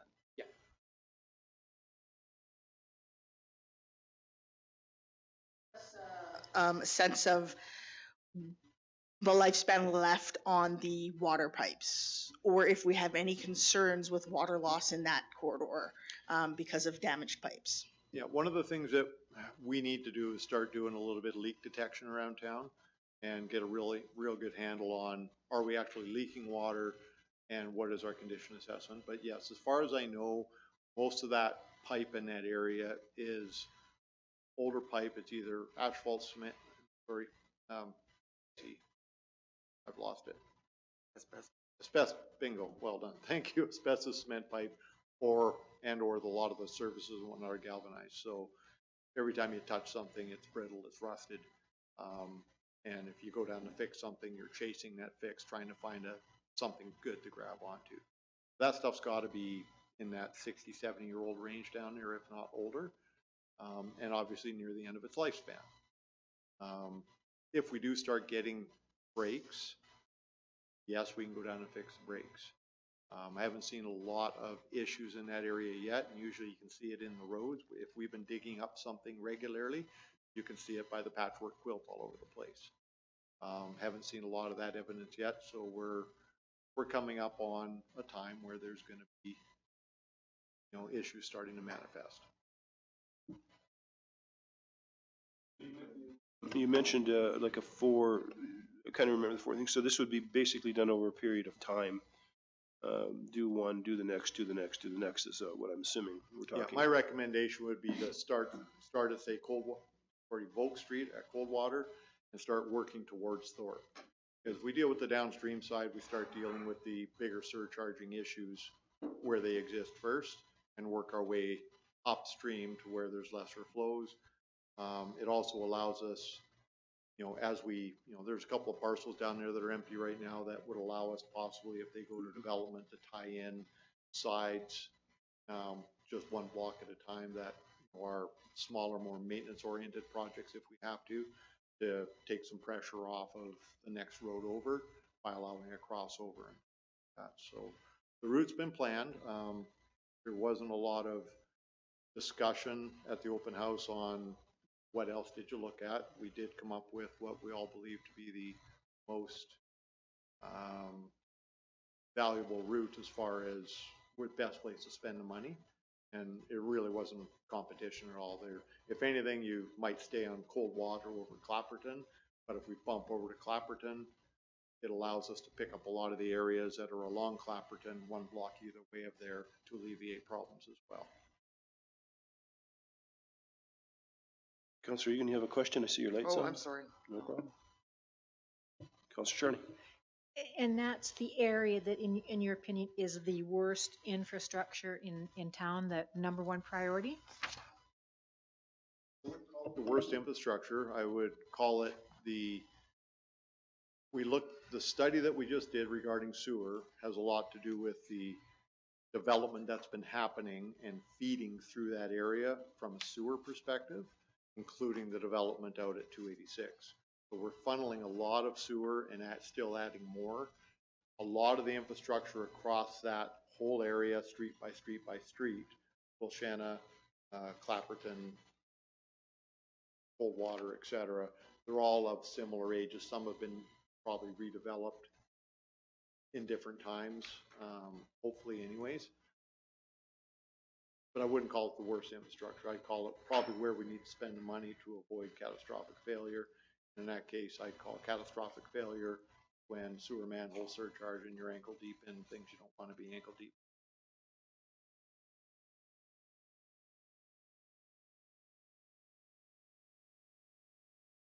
See White. So in the plan that we've presented, we've got that basically starting in, sorry, I don't have my glasses on. Apparently that was a mistake. 2027, correct? So if we did, and then we've got it sort of going every year after that, what do you think about the options? And I'm just trying to give council some ideas about how long we could risk manage some of that, especially if Like, so if we did section 1 in 2026 or 2027, section 2 in 2029, like how far can we spread this out? Especially since we're not sure when 286 is going to come online. Like, it could be a number of years before we see any real development on 286. So if you could give us a sense of the risk assessment on that, please.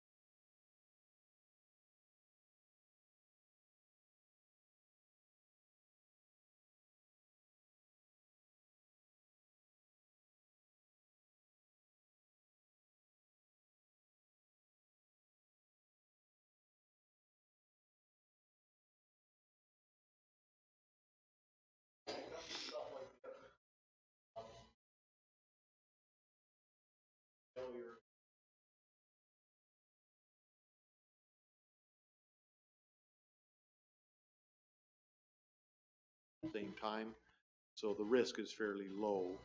I prioritize things like the pipe bridge where the water line comes across at Norgards. I prioritized the work towards the sewer plant, refitting that over time, probably ahead of that, the way it's presented right now, but there is a bit of overlap on some of the years for sure.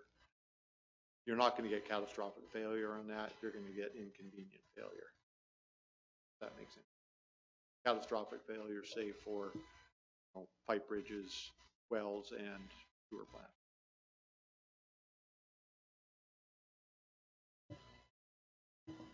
So I guess my question on this as we're talking about it, we're not deciding any of this tonight, are we? We're basically getting an overview and then we will go through this in a line situation. Is this how this is going to work? I mean, I'm curious. What we would like is for council to give us, so as the director said, he has not done the capital request forms because there's so many. Mm-hmm. And we know that we're not going to be getting all of the work that needs to be done in the next 5 years, done in the next 5 years. So we would like council to give us direction tonight, preferably, so that the director can start doing those forms to give you a better sense of what we're asking for in the overall capital budget and how we're going to risk manage the capital budget. So like you'll see on the end of back of your package, other departments have started to do those forms. The Director of Public Works is not, because we have to prioritize these first in order to make sure we have done in that 5-year period what needs to be done. So if we're in the water section, you know, he has indicated that the well is a high priority and the pipe bridge is a high priority. So of the larger projects, right? We have to do the design for the well and the Kengard well, and we need to deal with the pipe bridge because if it goes, we're going to lose a large reservoir of water, and it could have negative impacts on the river. So, you know, those are high priority, and then in the other departments.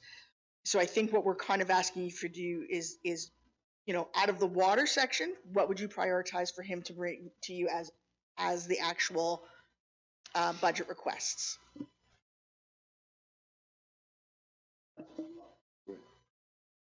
Yes. The other part of this whole thing, when I tried to put together sort of the spanning of how we're going to do things and prioritize what I call it, you know, a higher risk over something else, is our actual capacity to get things, and also the industry's capacity to get things done. When we're taking a look at what's going on around town right now, we have 3 major projects on carryover in the next year already, being the 286 that the city is running right now, the servicing for that. We have Oak Street still carrying on next year. Actually call it a 4th thing because we're going to be hopefully going to tender on the cemetery here fairly soon for that work that we've got redesigned. And we have the active transportation pathway to finish up, plus recovery work that's going on with a bridge, dikes, things. There's going to be a lot going on. There's also going to be a lot of building construction in town. There's a couple of apartment buildings coming on stream and some subdivision areas and all the building that goes with that. So trades are going to be very difficult to get. So not only do you have to look at how things are priced out, this is going to be a very busy area for the next few years. So it's a really good time to focus and get our designs tender ready, grant ready, so that we can capitalize on as many things we can leverage as possible. But we also don't want to be competing for a lot of high dollar contracting work when the place is flooded with work, and it's going to be difficult to find contractors that are available, let alone willing to do it at a cost effective price. So we also have that limitation in-house as well in our ability to run what needs to be run and the capacity to get things done as well. So I've tried to be cognizant of how far can we put things out? Can we save a bit of money for a little while to take some of the strain off by parcel tax plan that's being placed and some of the other financial solutions Kevin's given you. But we need a little bit of time to get things going. Ideally, it would have happened a while back that we're closer to ready, but we're not there, and guarantee of the capacity is not there in both industry or staffing levels. So that's the other side of the coin on it. I just wanted some clarification on the well upgrades for KenGuard, because I thought when it was designed that there was a flaw with the manganese mix that was in there, but I didn't think it was going to be as large of a project as what you have noted for the 2026 upgrade noted there. Report that we got on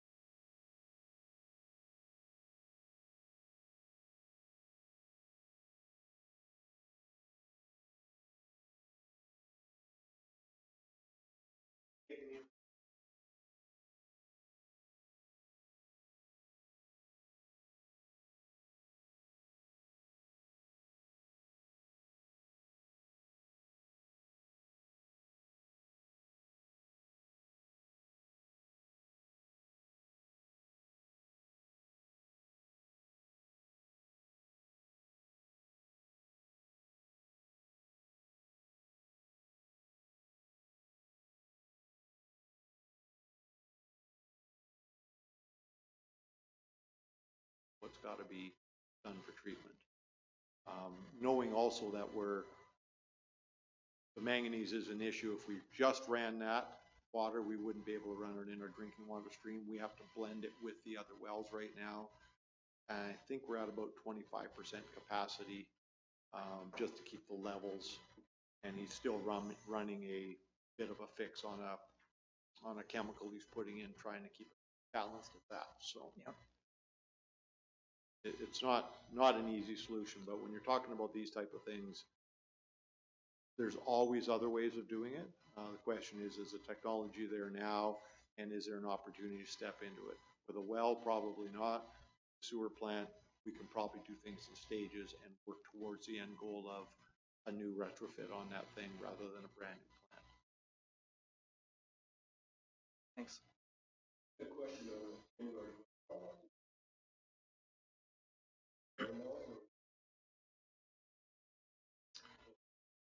Yeah, what Kevin tells me, at least my understanding of what our conversations were, he generally blends it all the time and keeps it going.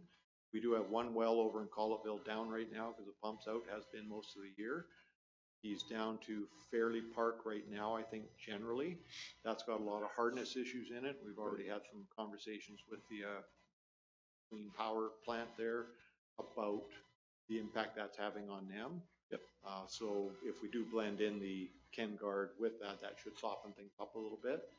There's each area we're drawing water from has its challenges. Okay. But I think by and large over the winter, we're largely down to just Fairley. Okay, thank you. Councillor Charney? So I see the treatment for the KenGuard wells is slated for 2024, but the actual upgrade is 2026. So is that because the treatment design that takes a while, or are you trying to push it back, try and get funding, etc., and build up a reserve for this? Yep, little bit of both on that, where it's a capacity thing. we gotta identify funding streams, and we've gotta get it all figured out at the same time of exactly what's gonna happen. I mean, we could find, if we quizzed a few other engineering consultants of different solutions, we might find something that the one that they hired didn't propose to us that maybe weren't aware of. That work still has to happen. I'm quite dedicated to the idea that we find the best, most cost-effective way of providing this level of service.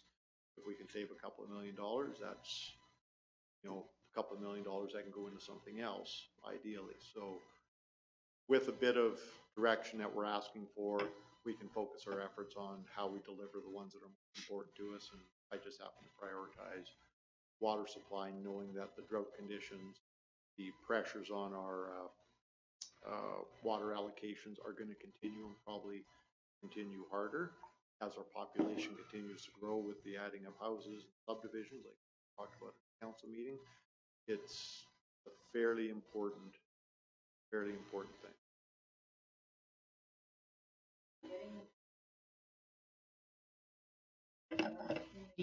They haven't had decent drinking water for years and years and years. So is funding available or is it very scarce? So far of that subject matter, it appears fairly scarce. Active transportation seems to be where a bunch of the money's come in the last little while. Housing, yeah. Other key things, but yeah. I personally, as a resident in BC, I'd question the active transportation side as much as I enjoy the pathways and hiking around town. I consider water to be a little bit more important than the pathway right now when I can walk down the center of the street if I have to. But that's just me. Councilor Hogan. Yeah, when we talk about the 5 different capital requests for 2020, we're talking about the one for two questions. One question is for Mr. Frick and one for the last time. Not getting track. So, Mr. Green, are these 5 capital requests ordered by priority level?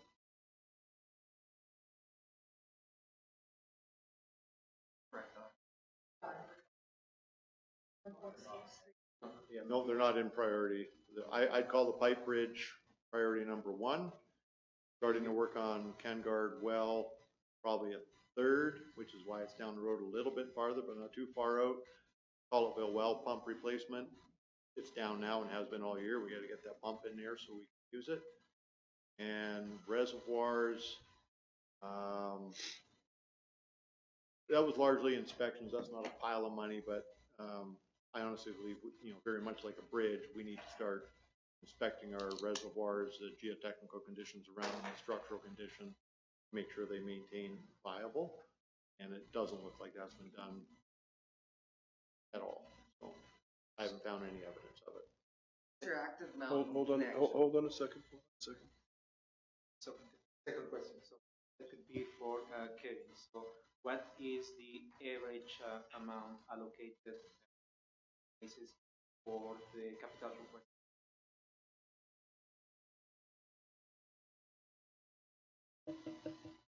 Just a rough idea. Exactly. For capital. I'll just get you to turn your mic on there. Sorry, I just have to have an idea. Right now, we're talking about 5 different requests, and thank you so much for the priority order. Now, we're talking about 1.6 million for this specific request. So now, when we talk about different prior years, what is the average amount that we have allocated for a specific capital request for public works? Historically, I would have to go back and look at that. As you can see, even in the preliminary plan for the coming 5 years, it varies greatly year to year. It really is project specific. And so I can certainly go back and look at the history, what we've spent on average. Chances are, though, given the amount of infrastructure that's ahead of us, we've probably underinvested during that time, but I can certainly go back and average. I'll take it as a follow-up. Councilor Petrosi. The Collettville, you said it's been down all year? Is that the Collettville? Yeah, most of the year. Yeah. Okay. So we're going to get back up, say by the summer of 2024, or Is that a priority? It's- You said it's like number 4 though, eh? Or 4 priority? Yeah, because we have other sources, although Right. something else goes down. I mean, really it's a pump replacement and it's not huge dollars in the scheme of things. Yep. So it's less of a priority to me on that basis, right? Something else goes, we can, talk to Kevin about emergency funding to get something back up if it's only a $50,000 or $60,000 item. The Right. $1 million item for a pipe underneath the river, to get rid of that pipe bridge, sounds like fairly critical failure to me. Okay, thank you. And I just, I don't know if Mr. Green can give us a sense on some of the timelines in ordering these pieces of equipment. So if we prioritize something like, call it valve pump replacement, number 4, or even risk manage it for another year not using it, how long can some of these things, replacements, take for some of these pieces of equipment to come in this current market? My understanding that our senior operator has been trying already. Had it been readily available, I'd have brought it to Kevin, going, we need to pull the trigger on this.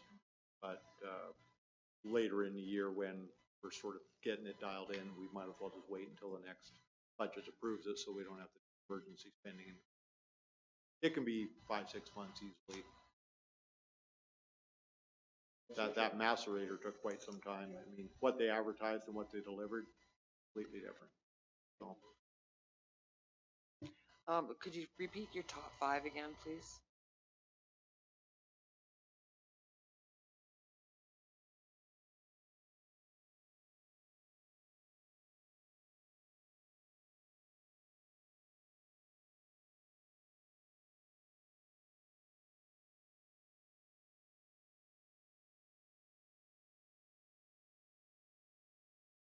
What did you say was 5?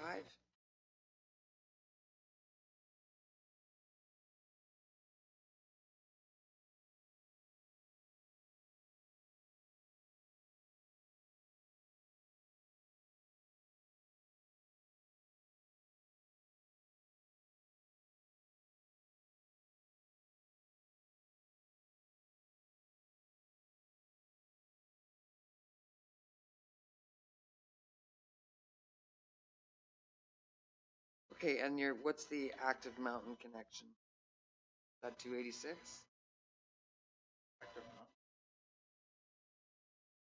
Reservoir projects.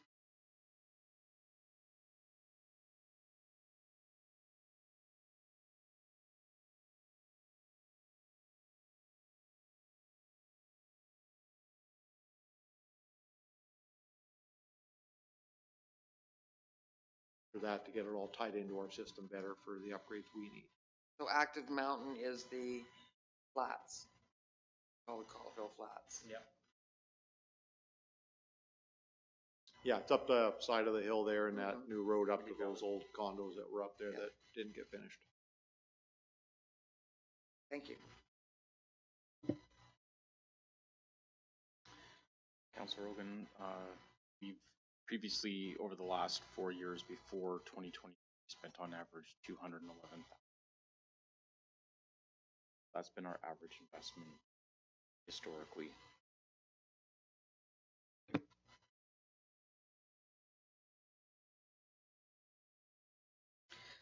So given those recommended priorities from the director,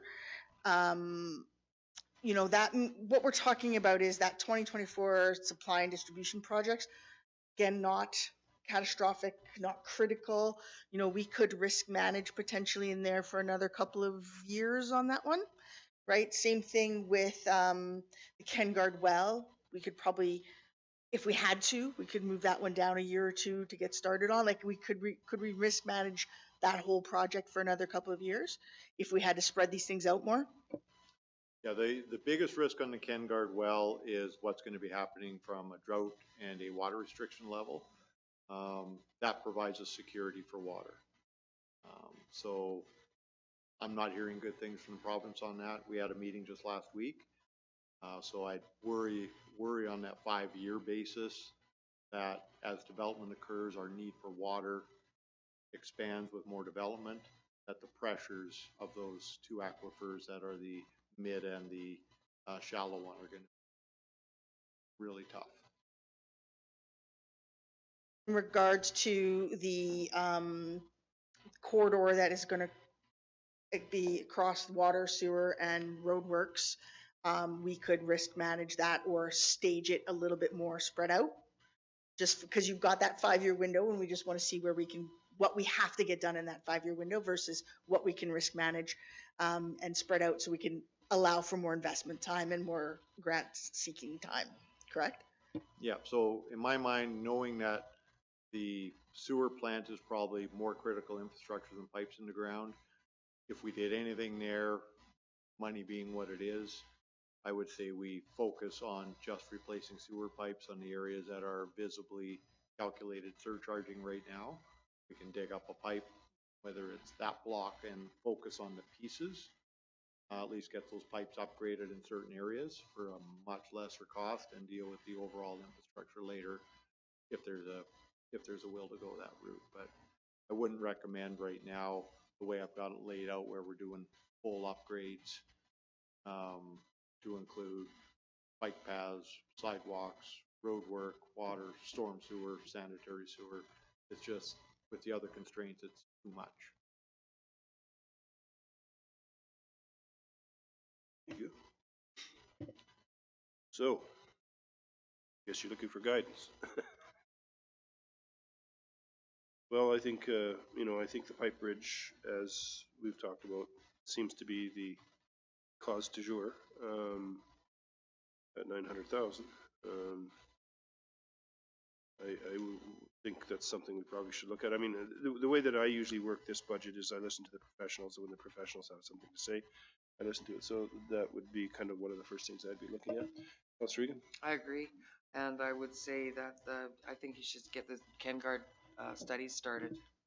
That would be my second, because you don't know how long that's going to take, and you should be ready for it.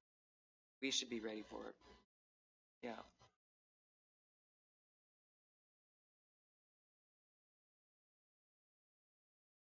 Yeah, and then I think that my top three are the Pike Bridge, the KenGuard, and Colville. Councilor Charney? I agree with the mayor and Councillor Egan, and I think that we have to work with the CFO and definitely starting to put reserves aside for these projects, because they're big projects, and as well start looking for funding, etc., so that we can start these big projects. But again, as the mayor says, the pipe bridge, I think, is the number one, and then definitely start looking at the treatment for the KenGuard well. So from us, you've got that part. So now we would end up getting a sheet from you on what that's all going to look like. Is that, as we move forward down the road, that's what we're going to be looking at? Yep.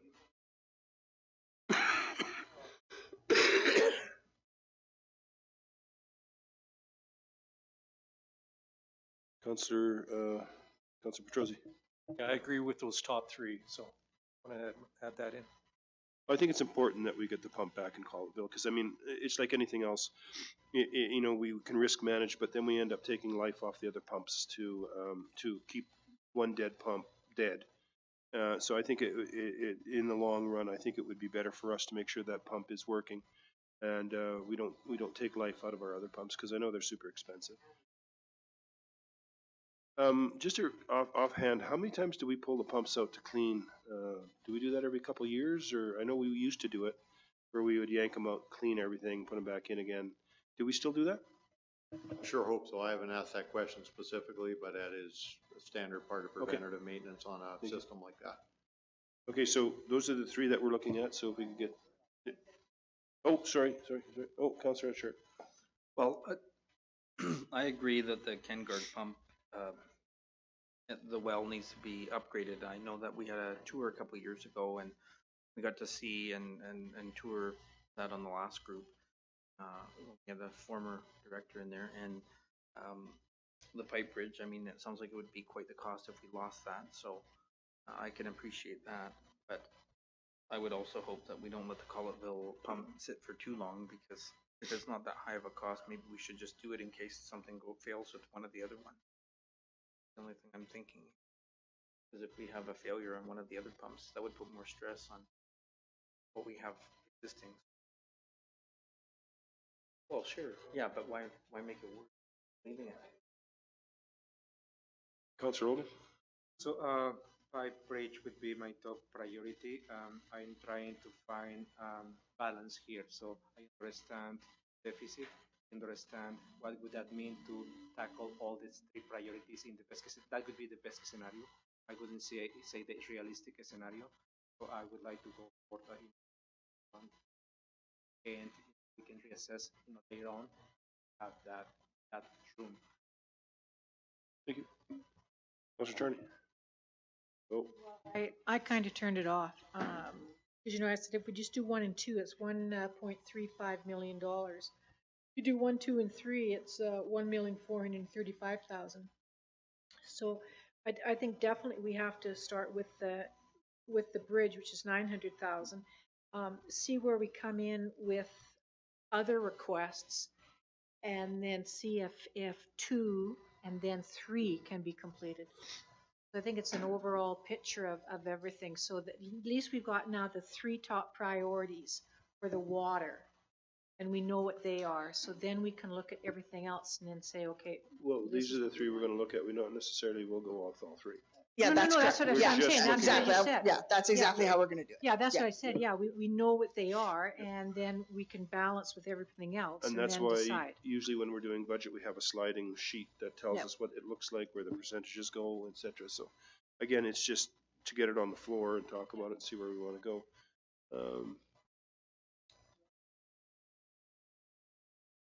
That would be the direction. Those are the 3. Yes, please. Yep, please. And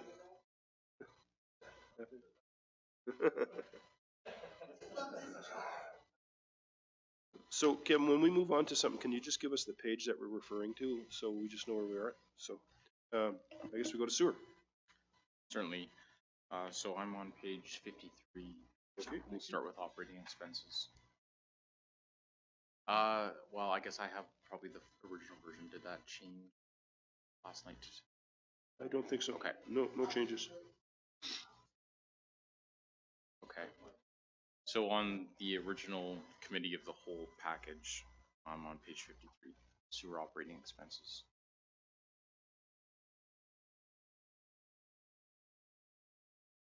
Okay.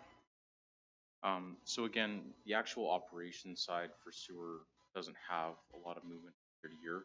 There is that operator position that is being split between water and sewer funds. But other than that, there's just a little bit of scope change with some CCTV inspections that are required. The council can discuss with the director as needed. On the capital side, there's really just primarily exit 286, that service extension that's carrying over to next year. There is some operational projects as well, minor amounts. And then in the capital plan, we've got some pretty significant capital in that 5-year bylaw window related to the actual plant. You'll notice big amounts for 13.5 million and 27 for headworks. So it's really the plant discussion that I would like to understand how we want to manage that risk regarding sewer capital. So could we get an explanation on what headworks is? I'm not aware of what headworks is.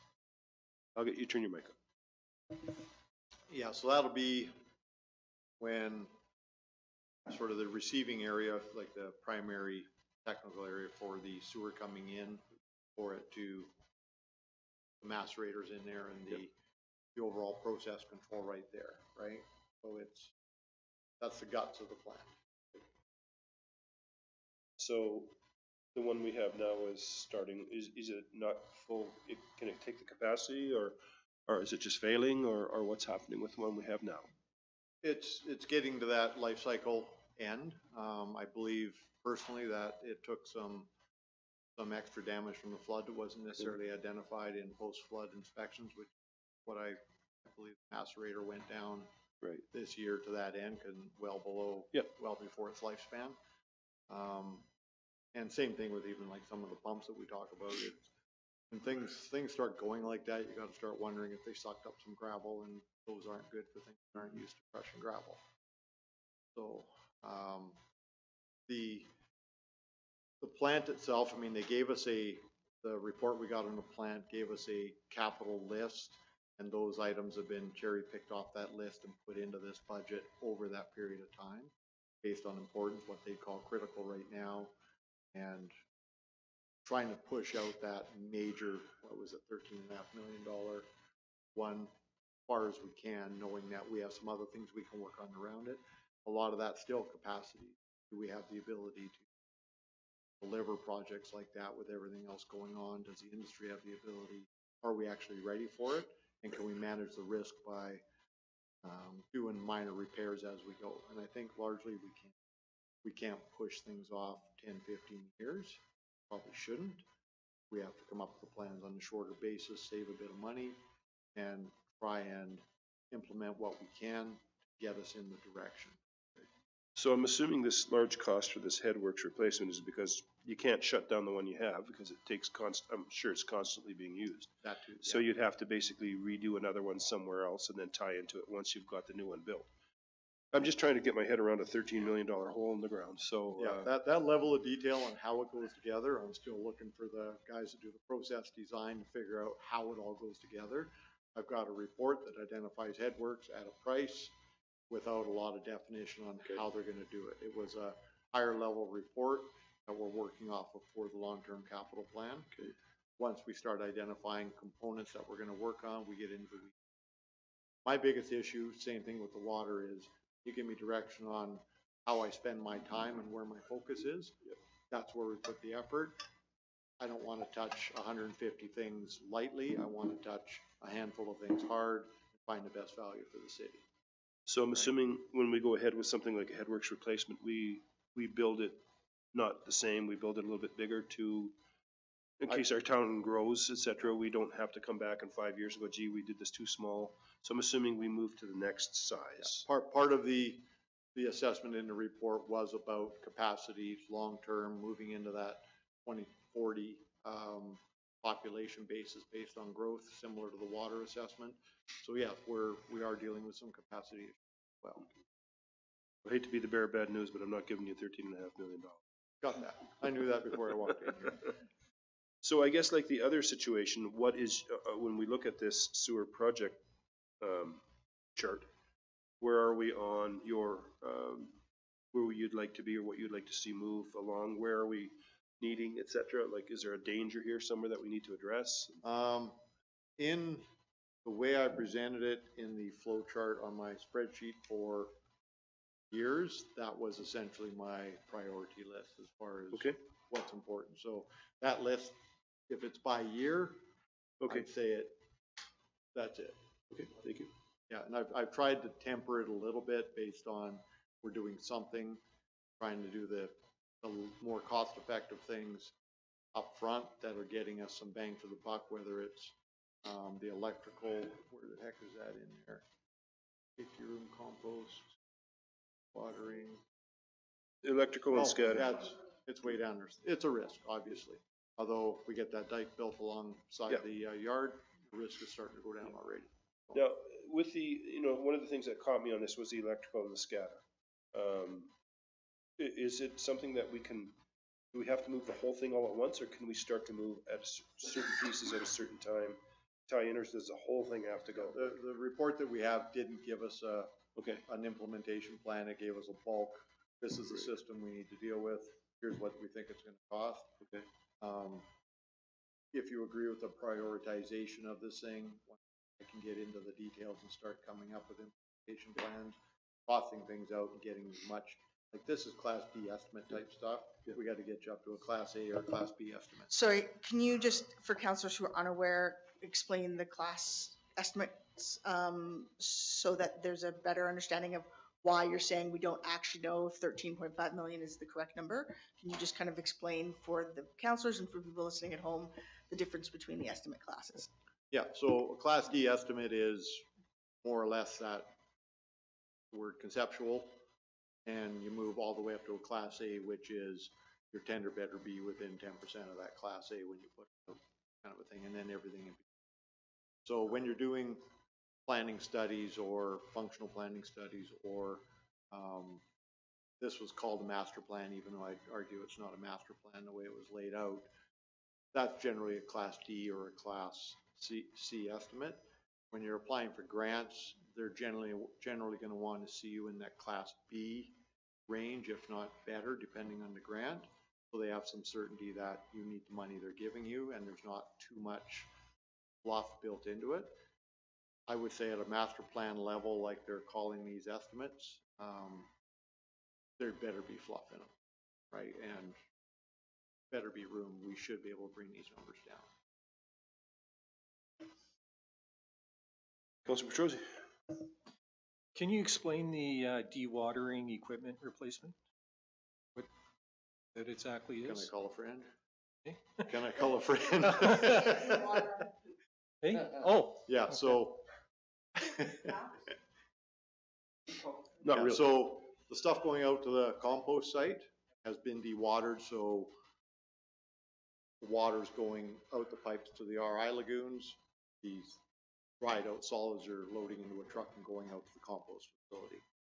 That's that process, that's to my knowledge. Bigger version. I try very hard not to take too much interest in it.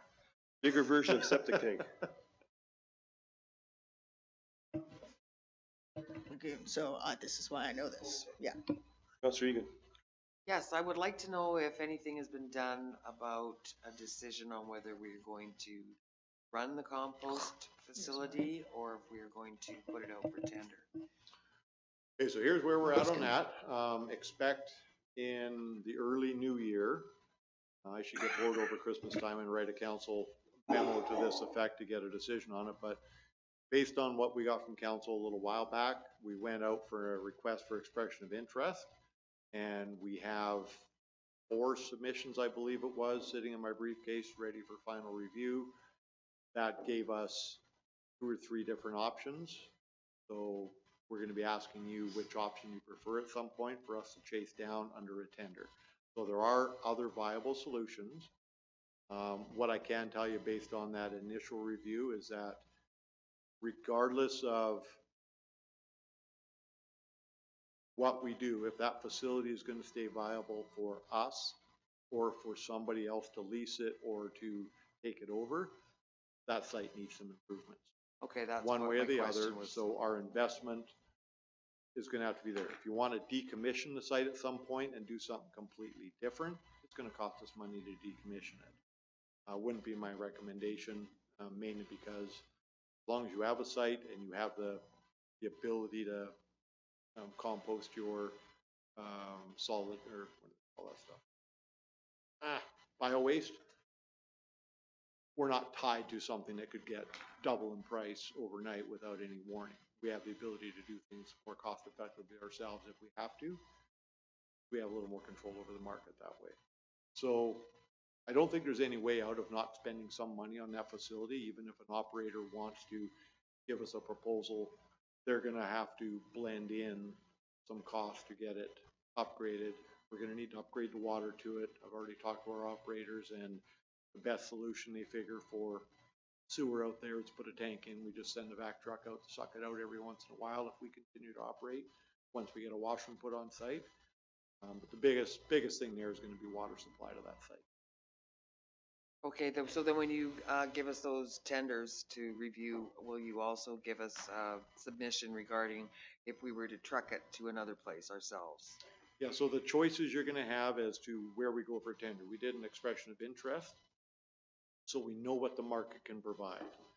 Now, based on our next conversation and the recommendation I'll give you, is you decide what you want me to tender, if anything at all. Your decision could also be keep running the facility. But we know there's market interest. I've talked to everybody that's supplied us interest already, and there's good viable interest in something different if you want. Okay, so thank you. The next stage will be actually put together a request for proposals that get us in a negotiation on a certain concept. We wouldn't want to put it out, like the expression of interest puts it out for any solution. I wouldn't want to do that again, because now we want to start honing in on the solution that's for us. Still without numbers yet. Councilor Charney? So this 300,000, Previously, you presented to council and all of the improvements that had to be made to keep that compost facility viable. So are all of those improvements in this 300,000? This is a priority-based number that I'm hoping I can get most everything we need to do to keep personnel safe out there, have a proper workplace for them, rebuild walls. It should be close, but I can't guarantee that at this point because we haven't done the detailed engineering yet to price it all out and get there. We're still honing in on a solution. The things I do know we need to do is we need to get a workplace trailer out there of some sort so they have a place to go to work, a lunchroom in it, washroom facilities. We need to upgrade water supply to the site. We need to get an assessment done on the wall, possibly, or the bunkers that are built, possibly get them rebuilt to an engineered standard. We need to do some earthworks on site, general site cleanup and safety. It's going to eat up the bulk of that pretty fast. I'm hoping that thumbnail gets us stable, but until we get into the weeds on that as well, I don't know for sure. I price out all the things I know that we got to do, and I come up with that number. Yeah, thank you. Councilor Rogan. Trying to think outside the box. What I'm hearing is that regardless of what council decides with proposals that you, that is $300,000. Yeah. Now, that represents 60% of your total request in capital request. So is there an option for if we decide to go with a tender to include those safety improvements as a requirement for? Yeah, and I would hazard a guess that we'd pay a higher rate, like mortgaging it in our actual disposal over time. So that would all have to be negotiated based on us calling for proposals and going through that process of we'd prefer it this way. We get somebody that will invest their own capital in it. We'll just pay higher rates. Kind of like a local area service for the developer out on 286 there, where the city's going to front end the money right now. They have to pay it back over time with it, right? Maybe, Councillor Ogan, is that we can spread out the cost rather than having a lump sum at the beginning. So yes, the cost will go up, but you're right, there's the potential for us to spread those costs over more years, depending on how we negotiate that, because they are going to have to do the work. It's just whether we front it or we just pay more, but over a longer period of time. And if I may, if this helps out a bit, where I've got that number right now, I'm thinking of largely the entire site. If you want to take that number and half it or only give us a quarter of it, things I'm going to prioritize out there are the safe and proper workplace for our staff, which is making sure they have proper facilities there, they have a proper lunchroom to go to. These are occupational health and safety requirements that we can't walk away from. So right now we operate it as a satellite facility where they report to work somewhere else. They take a city truck, which takes another truck out of the fleet just to drive up there. If we start asking them to report to work up there, we're running into grief that way. Plus, when they're there, we don't have the facilities for them right now that even a place to go and have a lunch. And these things are required to supposed to have a clean, safe, separate place for your lunch. Right into the legislation on this. So where we could do a couple of things if you want to, I'd target that type of stuff first. We do have water down to the site. I think Tom told me it was a 2-inch pipe down to the site.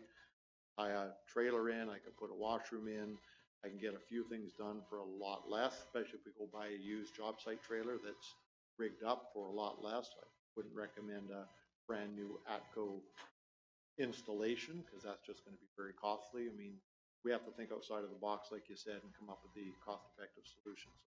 Don't be shy about saying we want to step into this as well on the site improvements, but I will prioritize the things that staff are required and the legislation requires for staff on the site first. And that's where we'll come into discussions once the papers come in and we can break it down from there. and Council Charlie? Is this facility large enough to accommodate a greater population as we see these subdivisions coming on? Is it large enough, or are we going to 4 years down the road saying too small?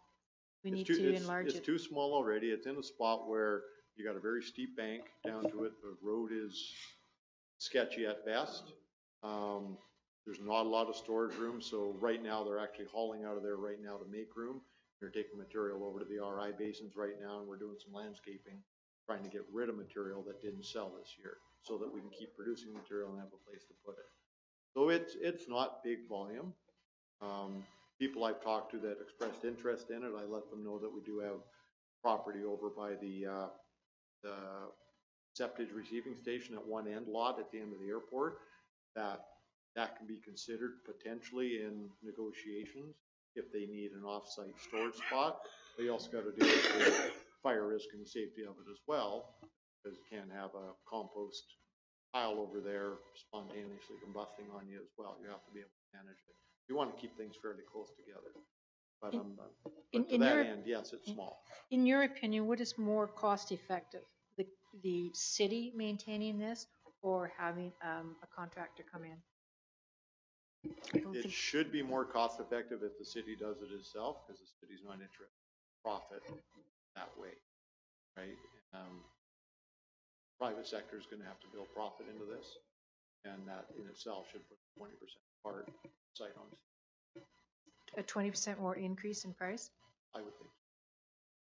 Just about any program of this type of nature, whether it's gravel hauling and spreading on the roads or other activities, I found when we put our hands on things as a municipality, we can make them minimum of 20% more efficient if not already there. A lot of times with better management, we can actually get it a lot better. Okay. But we also have to put the effort into it, and we have to know that's a priority for you, that you want us to do it that way. I think too, if you want to, again, break this down even now and say, only bring us the absolute must-dos until we've made a decision later about whether we're going to outsource this. So yeah, as the director's saying, we have $300,000 minimum of work. It's not $300,000 of OHS, but if you want just the OHS or the bare minimums, which is the trailer, a place to get warm, a place to get out of the elements, a place to go to the bathroom, that and some cleanup. I believe there's some cleanup that needs to get done around the site, like earthworks and making things smoother.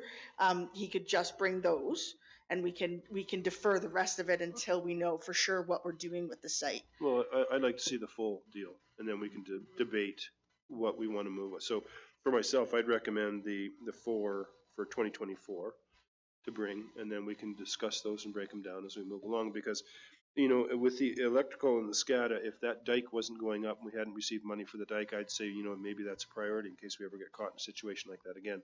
But with that dike going in the spring, I think that kind of gives us a little bit of breathing room where we can start to move forward. And I got a feeling that's going to be something that's probably going to come through a grant at some point in time. But if that dike wasn't going in, then I'd have a bit more concern. But knowing the dike is going to go in this year, so I'd like to see, for myself, I don't know how council, but I'd like to see the first 4, and then we can tear it apart as we start talking about it on the sheets. I think it's about the best way to go. And anything that says 2024. That's 5. Or I don't. Yeah. Okay. And then, like I say, grants show up, Bob's your uncle, will do something else with it, sort of thing. Regarding the grants, one of the fundamental logics on grants is if we focus on certain projects and we put all our effort into grants for those projects, we don't risk losing a lot of pre-work and stuff like that to stale dated engineering and things like that. So very much, if we can set some priorities here, we can do a lot better job of writing grant applications and focusing our efforts. We should be a lot more successful. Right, and we have. Right? Yep. And we also know March is coming, and we know what happens in March, right? So, think we're cool with that. Yep. Kevin? So we'll move into parks. Not a lot of movement on operating expenses, relatively flat from year to year.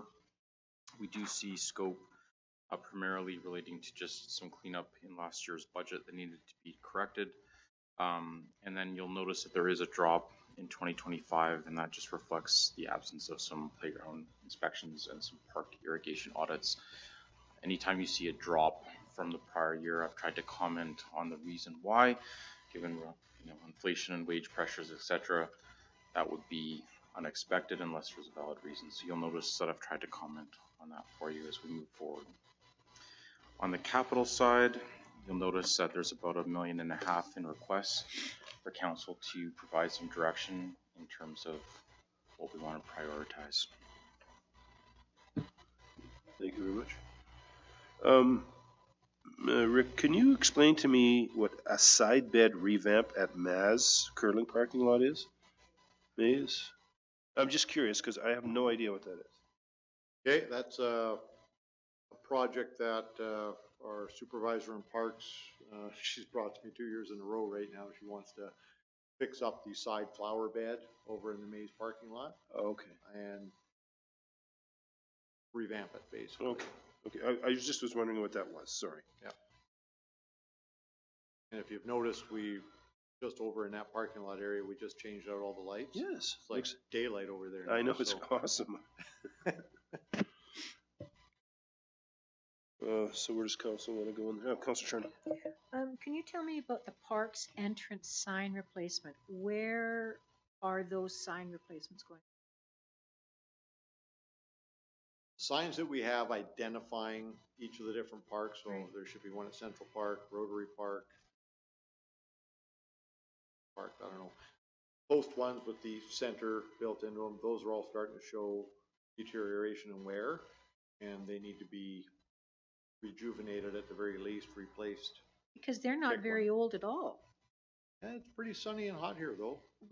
Well, I know the one at Volk Park went in after the flood. Okay. So that's less than 2 years. So that one may not be in there. I didn't ask her which one specifically. She Yeah, just, I she didn't told think me all those signs were more than 3 years old. Okay. So it's amazing that it cost $25,000 to fix them up after that short a period of time. And what is the greenhouse? So right now, and this is something that's going to transition a little bit. Number one, we've been buying a very expensive amount of flowers each year and bring them in and plant them, flower beds, hanging pots all over the place. We can save a lot of money on that if we do some of our own seed starts early and produce our own.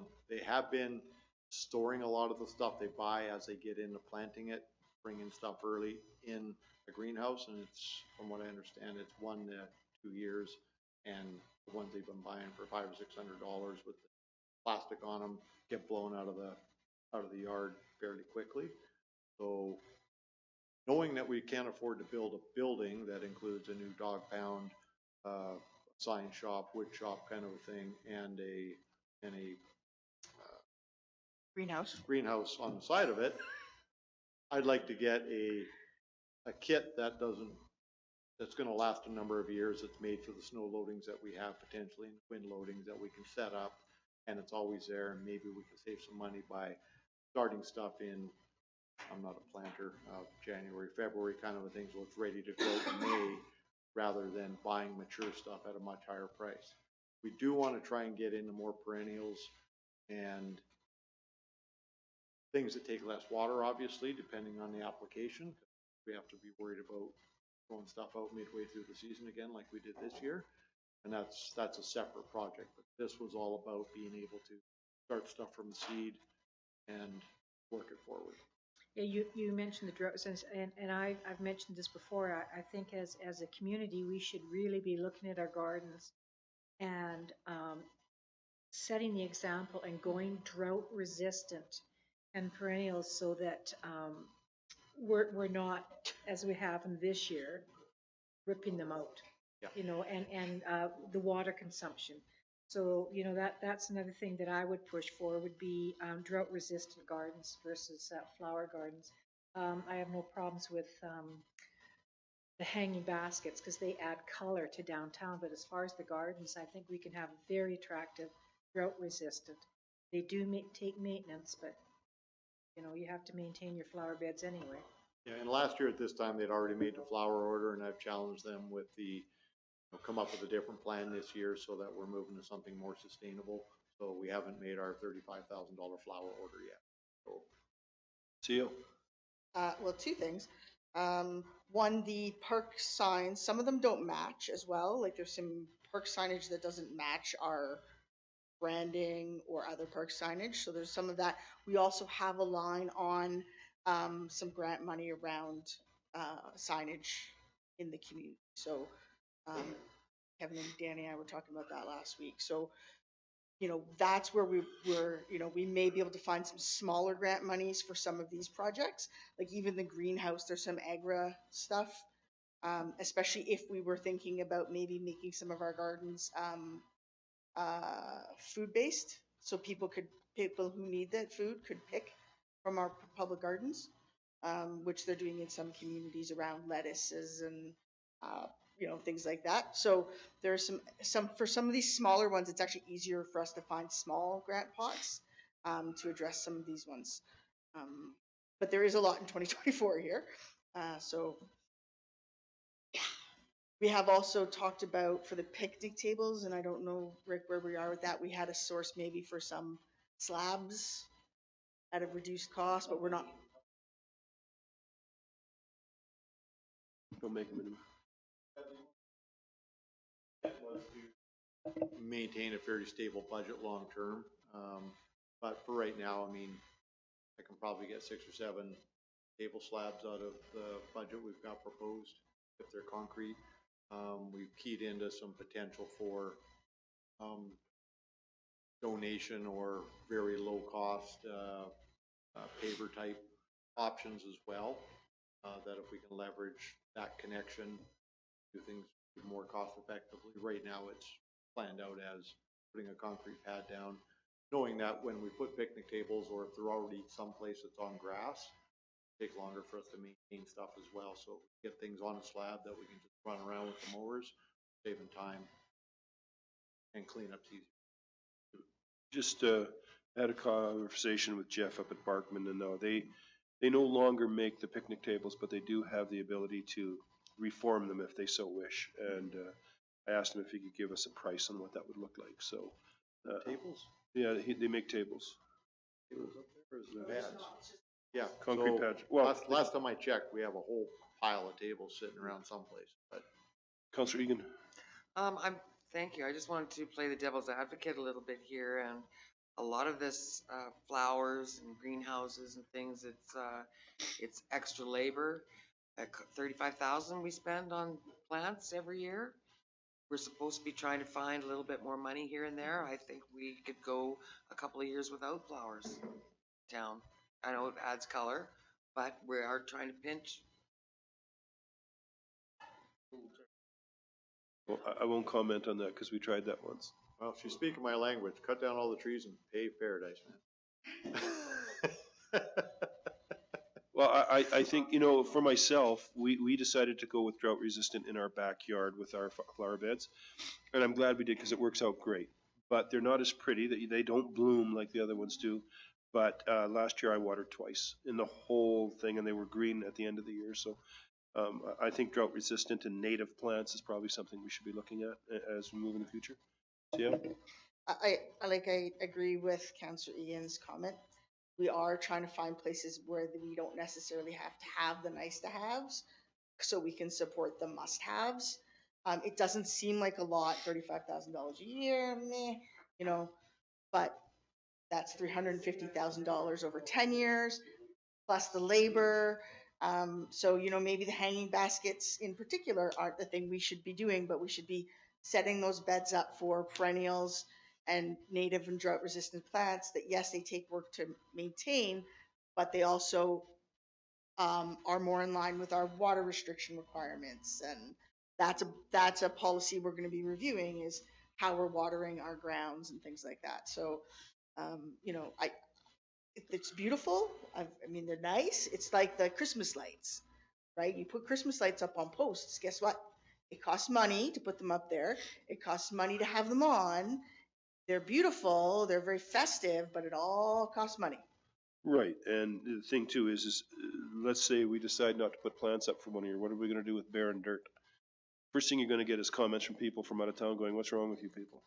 How come your town looks so terrible?" And I mean, there is a reason people pay taxes, is so they can have these kind of things.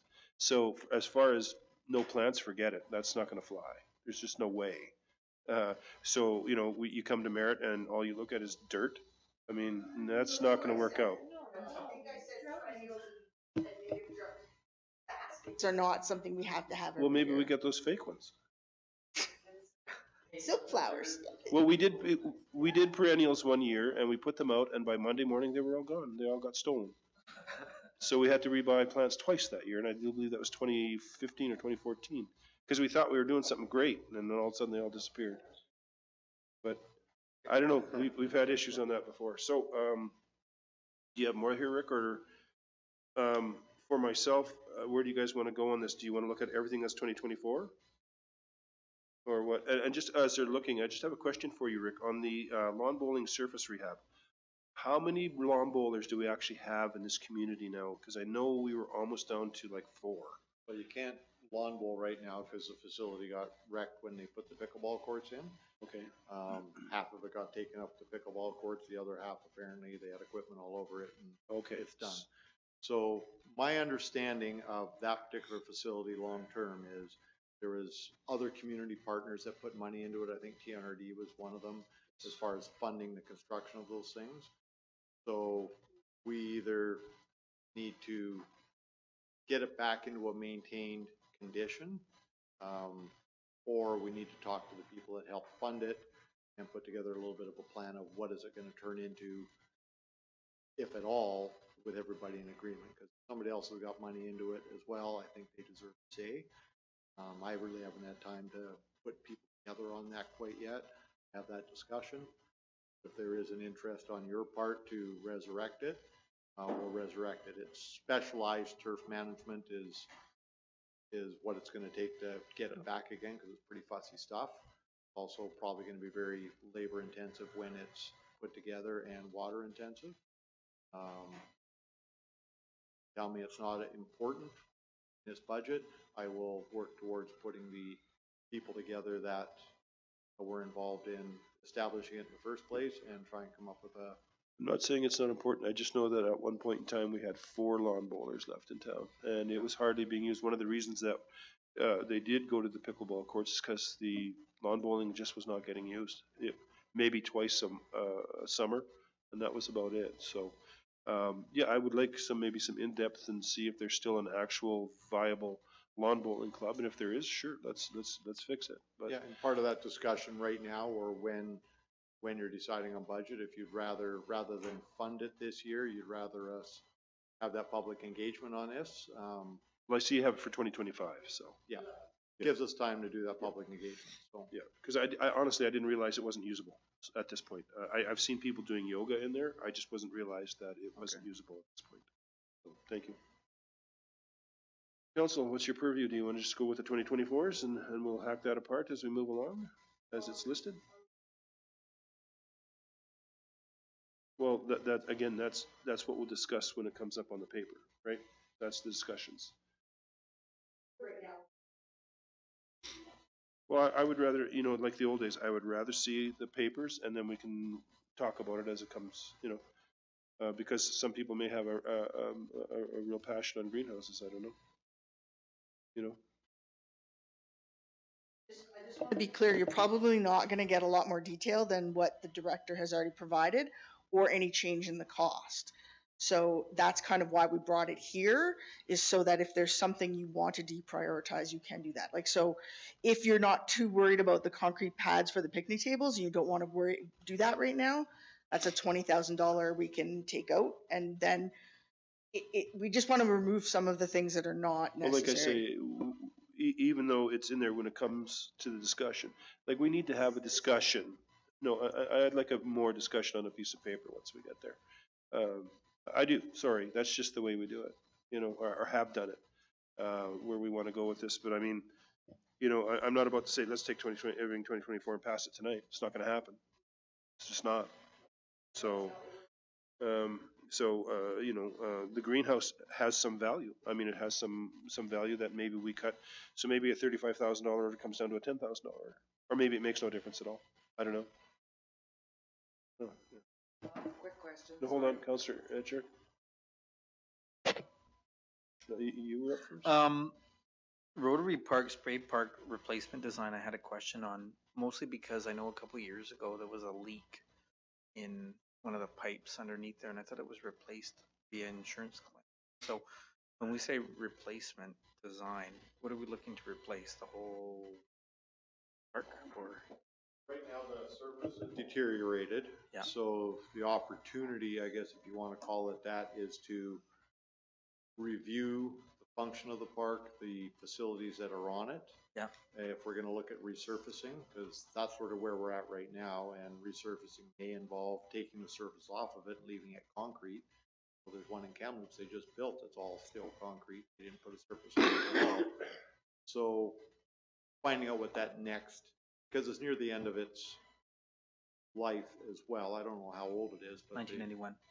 Yeah. That's so- when the park was built. I don't know how old the spray park was. Yeah, so the information I'm getting is sort of getting close to that end of life, so reinventing what it's gonna be system-wise and visually versus function is sort of that project right now is design what it is, so we can then get it down to hopefully a Class B cost estimate, then subsequently you can make decisions whether or not, what you wanna do with it based on that, Well, that just, design. I know a couple of years ago that there was a leak in some of it, and I thought some of it was replaced through an insurance claim. So I thought, well, I didn't hear about the insurance claim. I heard there was a well, leak it and it might had to not be have been. repaired, so. I mean, I know probably the pipes are getting a little bit long in the tooth just because it's from the 1990s. It's probably having some leaks and stuff. And then I think The other thing to consider is that particular one draws water straight and dumps water straight into the sewer.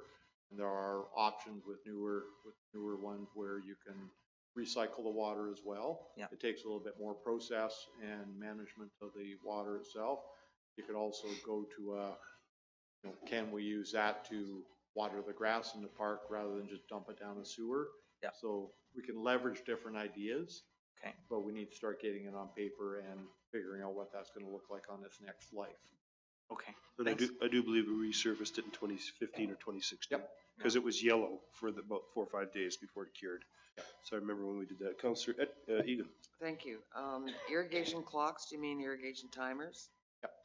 Okay, and the other thing was Central Park ball diamonds, what do you need to be done there? For That was all the fence. $225,000. Was it not the fence, Kevin?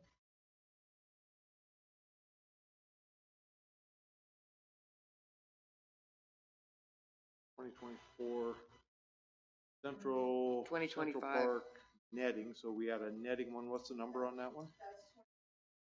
Okay, so backstops, fences and backstops, so the perimeter fence at the very least, I'm not sure how much of the backstops we'll be able to save, it's once again coming to end of life, it's had a lot of people climb over it over time and deteriorating, so the recommendation from staff was to start planning the replacement of the fence. They felt it was fairly imminent as far as when, so it appears a little bit soon. Okay, and then I saw somewhere that you were going to be something about the tennis club. Where does that fall in?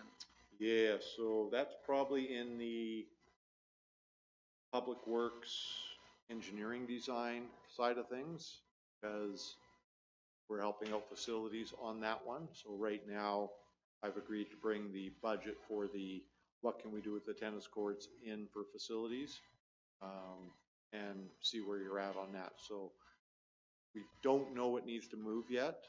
We'd have to do some geotechnical work. We have to do some work to assess the wall that's currently tipping and rotating. We've got a bunch of it blocked off right now, so there's only one court usable due to report that I had commissioned that says that you need to be a certain distance away from that wall, safe.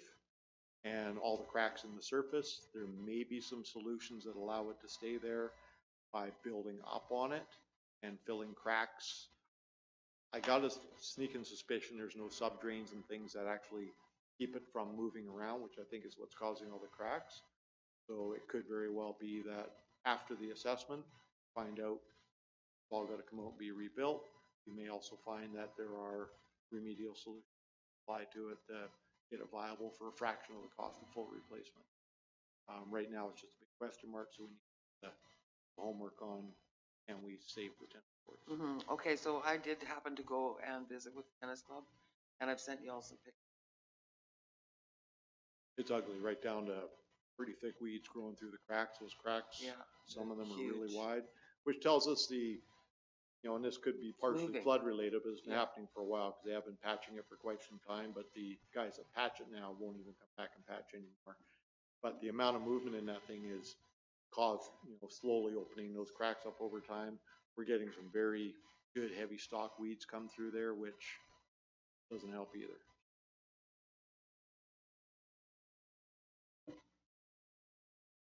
Yeah.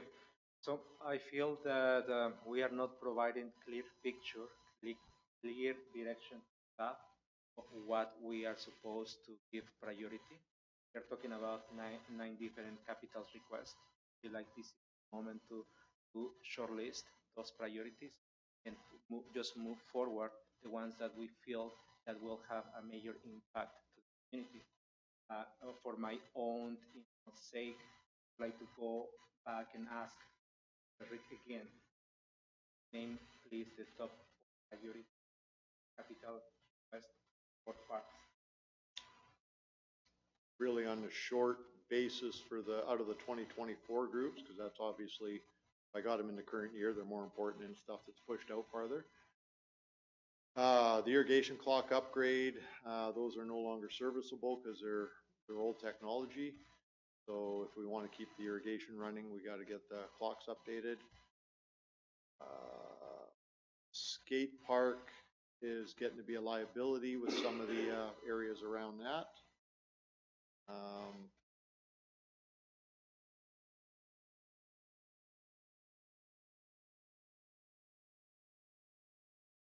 Personally, I'm partial to the greenhouse, but mainly because I've heard reports that they have to keep replacing the little plastic ones they put up, and they throwing something up for a year or two and seeing it go in the garbage. Signs, bed.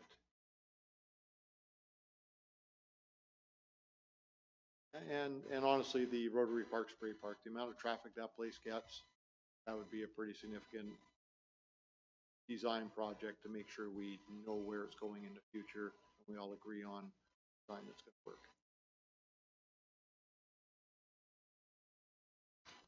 Actually, I'll defer till we get over to the public works capital on the tennis court. Councillor Richard. I don't think. Oh, sorry, Councillor Egan. Thank you. The Central and Rotary Park rubber surface replacement. Exactly what is that?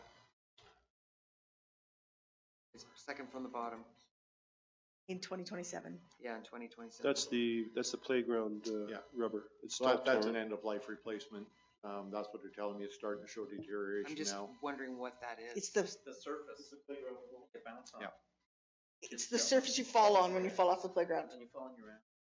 Okay. So it's You not, can see it's not gravel anymore, Central it's a Park? rubberized Central? surface. by the RCMP station. Okay, and the other thing I was wondering is that what Rotary and Lions and all these other community groups, I know I was in a community group and wanted to put in lights at when we had the fastball park down by at the end of Coldwater, and we were told no, we could get them for really, really cheap. In fact, it was almost a gift from Revelstoke because they were replacing theirs, and they said no because it was going to cost them too much to maintain them.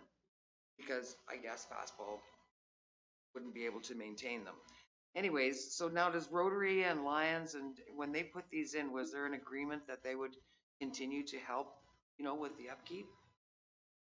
That I'm not aware of.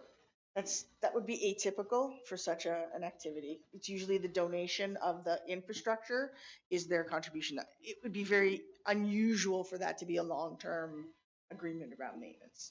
Because again, they're gifting it to the city. Okay. Just wanted to know. Oh, That's Richard.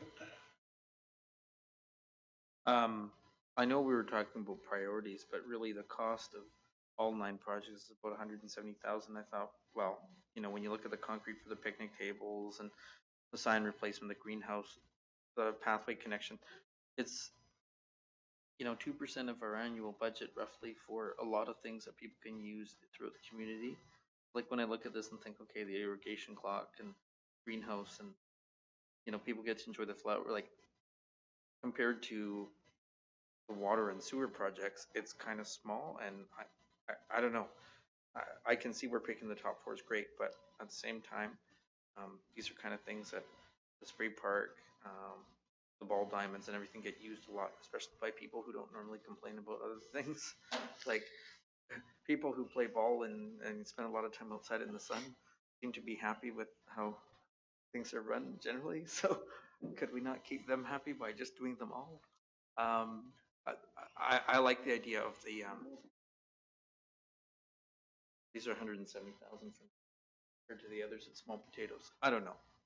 I just like I agree. Like we have to kind of keep things in line, but the greenhouse is $7,500, so that maybe we can have our own plants in there and do our own seeding early. I don't know. I think it might be an idea just to keep that, but that's what I think. CEO Smith? Yep. No, I know.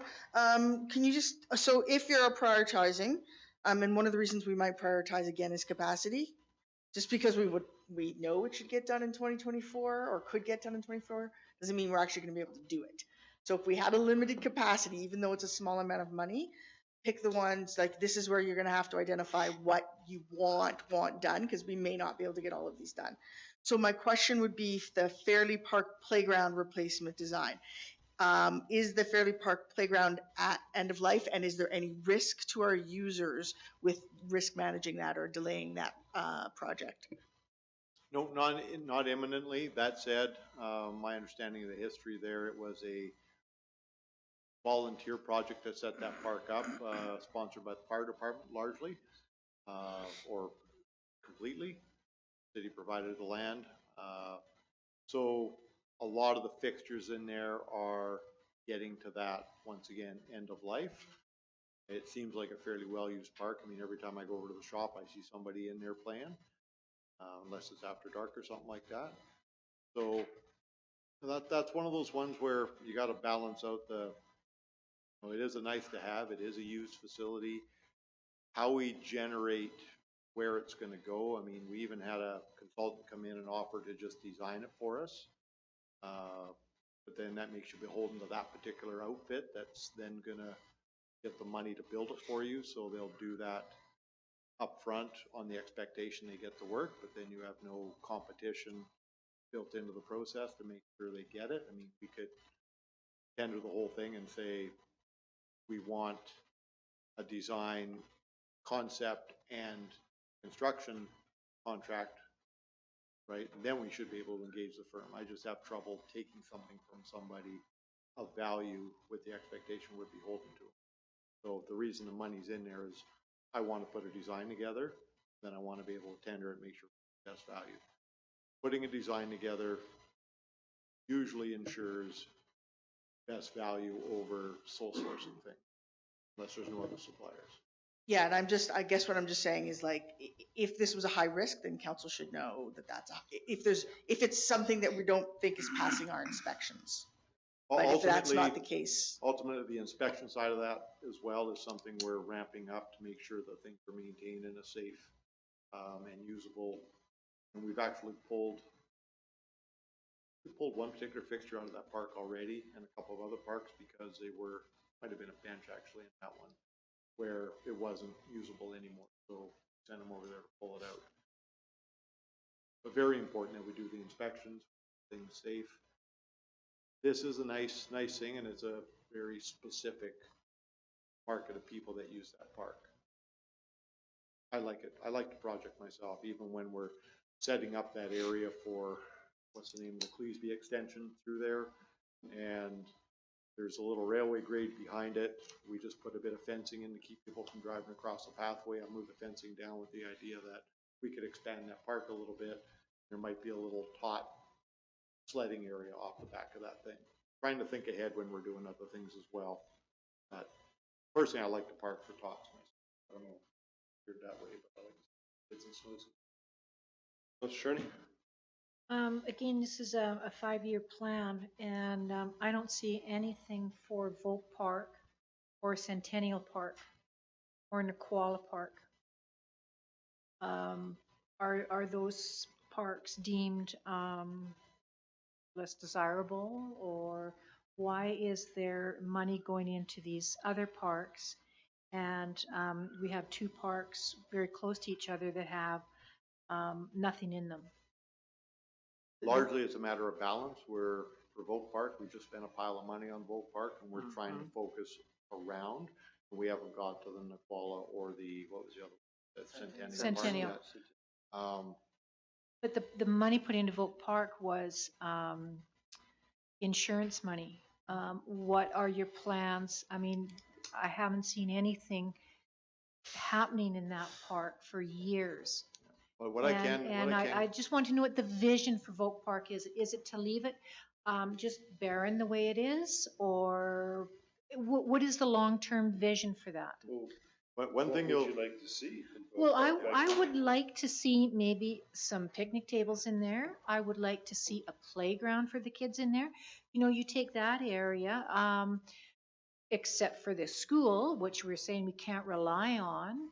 There is no park in there that has a playground. We have park, but we have nothing in them. You have in the Centennial Park, you have a path, and you have, I think they're picnic tables, or they're just benches in there. I can't remember now. Centennial is right across Vogue Park. Is right across the bridge. Oh, yeah.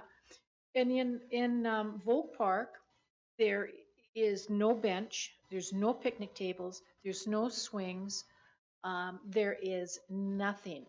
There is a washroom that is locked a lot of the times. There is nothing in that park to attract anybody. There is a dog park that doesn't have shade. There's no trees in the park.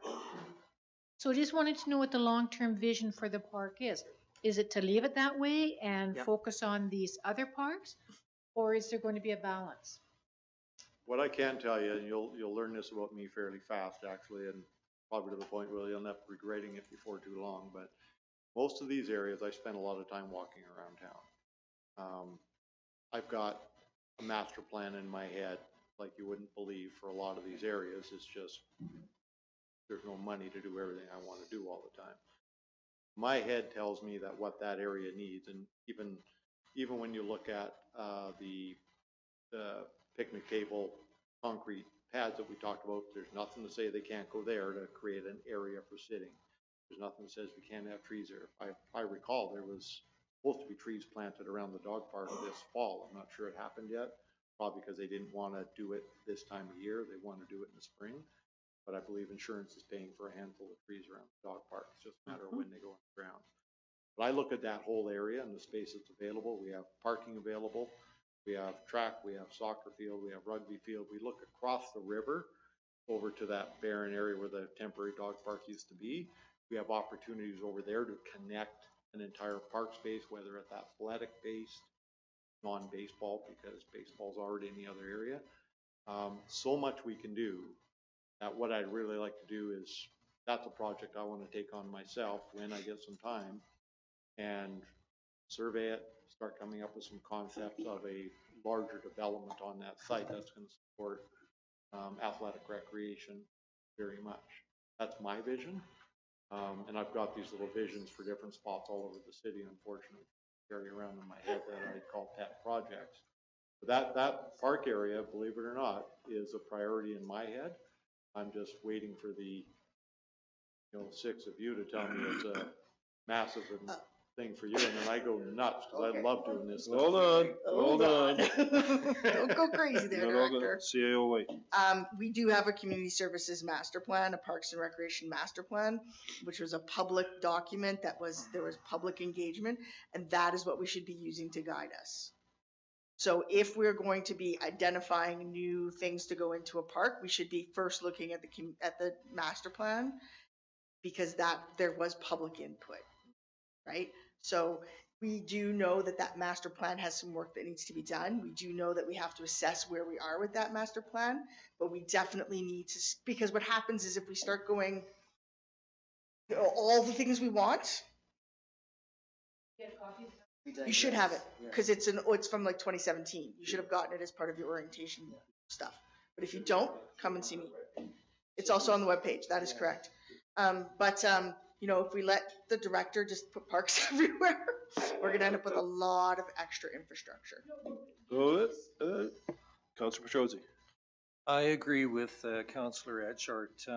All these are small potatoes, and I think they mean a lot to the community, all these parks. Fairleigh Park, my granddaughter plays there all the time, so special place in my heart for that park. So, yeah. Councilor Richard. Okay. I hear Councillor Charney with her comments about Vaux Park and Centennial, and what the other thing that you have to consider is that there's a recovery team working on a lot of improvements that we just haven't seen yet. They're working in there diligently trying to get that track all done up, and it's going to look beautiful again, and it's going to have a better track than it had in 2018. So I kind of don't really agree with you there, just saying. The other thing is the Centennial Park looked like a piece of junk before, and it's looking a lot nicer all the time. They've been doing a lot of work since the flood, and it's getting more attention than anything else that we have in town. Fairleigh Park, you see lots of little kids there. There's all sorts of traffic that goes through there, and I don't want to see the Cleesby extension because we don't have the $1 million for it. Rotary Park, yeah, that's where we've got to spend the money because everybody's in there all summer when it's hot, and the kids love it. It's music in the park. So if you have to cut out any of the 9, at least Rotary Park is where people spend most of their time when it's hot out. So that would be my number 1 for sure, because Rotary Park and Centennial is popular to everybody. But I'm not wanting Vaux Park. I love Vaux Park. I know you love Vaux Park, but it's getting a lot of repairs right now. And like Mr. Green mentioned, the trees are going in. But it's not that I don't support that. It's just that there's a plan coming and it's slow because insurance is slow. And we had a recent report in September at a former meeting where we heard an update, and it's taking time. So that's why if I have to pick a priority, I would definitely put Rotary at the top because the spray park is there, and that's where a lot of kids go in the summer. But all of these things I find would be useful, and Rotary would be my number 1 for that. And really the others I think are all equally important, but Rotary probably the most because of how used it is. Anyway, all I have to say. Councilor Charney. I agree. I know it's under construction, but none of the insurance is going to put anything else in there because there was nothing in there when it was flooded. Only a track. There was nothing else in there. But a simple thing like because the track is in there, a water fountain. That would be to me because right now the people are starting to come back and starting to jog and walk. There is nowhere for them to get water. So a nice water fountain would be a first start. So anyway, that's just, I've lived there for 50 years. I've seen the park stripped to nothing. And I see other parks. Yeah, you go to Fairleigh Park because there's something there to do. There's nothing to do in Vaux Park. So that's just my view on one park being added to and one park being taken away. Councilor Egan. Thank you. I just wanted to, just to say that I would pick the first 4, irrigation upgrade, for the timers, the skate park exterior maintenance upgrades, the Rotary Park spray park replacement design, and the Fairleigh Park playground replacement design are my top pick. Okay, Councilor Ogan. Okay, so due to budget and capacity, my 3 top ones are irrigation, Rotary Park, and skate park. That's where we want to go. Everybody okay with that? There we go. There's your three. Right, you want them all? Yeah, also too, we can do a thing called red line, right? We can always move something to the end of the budget process where we're not sure. We can come back and debate red line items if we feel that we have funds. Yeah. Yeah. Because I mean, even when you come with the sheets, I'm still gonna have this, which I'll refer to and say, hey, you know. So anyways, like we have the ability to run red line projects if we have to. We've done it before. I think, do we have anything else on Public Works? So it's 8:45. Councillor Charney is not here tomorrow, and you're not here the next day. You're virtual tomorrow? Okay, do you want to try and visit, like, do you want to extend past 9 to finish Public Works? I mean, if we get Public Works done tonight, then we're, Yeah, I don't want to be here till 11. Thanks. You know what? We're not gonna get this all done. In 4 you're days. right, sorry. Yeah, when I start really thinking about that, you are correct. Yeah, we're not gonna get this done in 4 days. So, I mean, traditionally what we've done in the past is we've pulled an all-day Saturday. We've always done that. So if we want to do a Saturday, let's do a Saturday. So, well, that's the way we used to do it. That's how we got things done. So start at 8 and go till 4.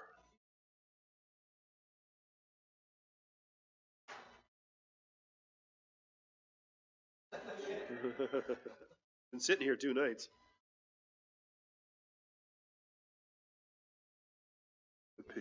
What page are we on for that? Oh, here we go.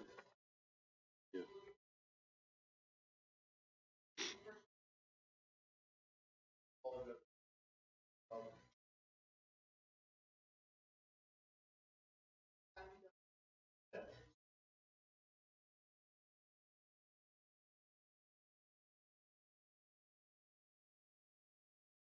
Chief, I'll get you to sit in the hot seat there.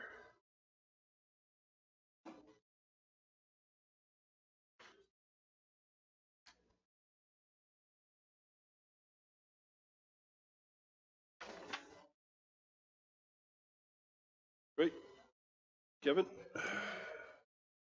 We're moving on here, guys. Yeah, we're moving on here. Just before we defer Public Works, I just wanted to make one comment, revisit last night's discussion. If there's any areas that you're thinking about in terms of service level changes on the operating side for deficit, as we get into that final section with Rick on rest of Public Works, that would be helpful for ideas. And so just keep that in mind overnight, that's still an area that we need to look at. We've been very focused on capital tonight, which is fair, but I'd like council's input on that 2 million deficit on the operating side. So come forward with those ideas for discussion tomorrow night.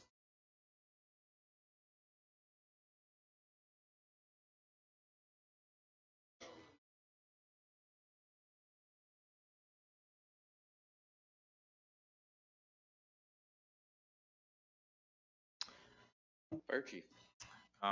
So on the operating side, sorry, am I okay to? Okay.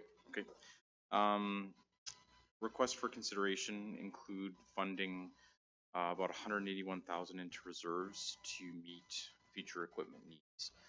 So you'll notice that one of the key requests over the 5-year plan for the fire department is to have at least 100,000. It averages about 118 going into reserves because we've got a very large requirement for equipment in 2028. And rather than increasing taxes by 5% in 2028 just for this equipment, my intention by including this now is to smooth that out and do 1% a year. Self-contained breathing apparatus, and it's about $500,000 in 2028. So there is a request here to try and smooth out that impact over the next 5 years. There's also some requests from the fire chief that I've already lined up some grant funding for, and so I'd like to try and keep that separate from the levy conversations of council's approval. So those include emergency management, climate readiness, and fire department master planning. We've spoken with the stakeholders at Climate Action And so we're continuing that conversation and grant funding to get that done. There's also a proposal for a WASP sprinkler program where there would be offsetting revenues in terms of those costs, so keep that in mind. And then the only one that's really coming out of the levy on the operating side, in addition to the above, is about 8,000 to fix the fire station stucco.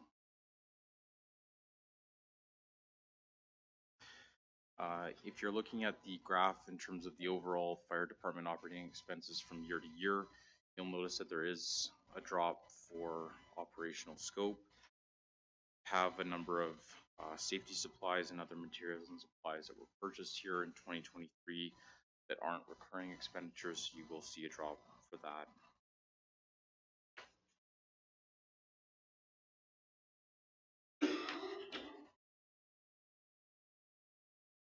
Any questions for the chief on his operating expenses before we move to capital?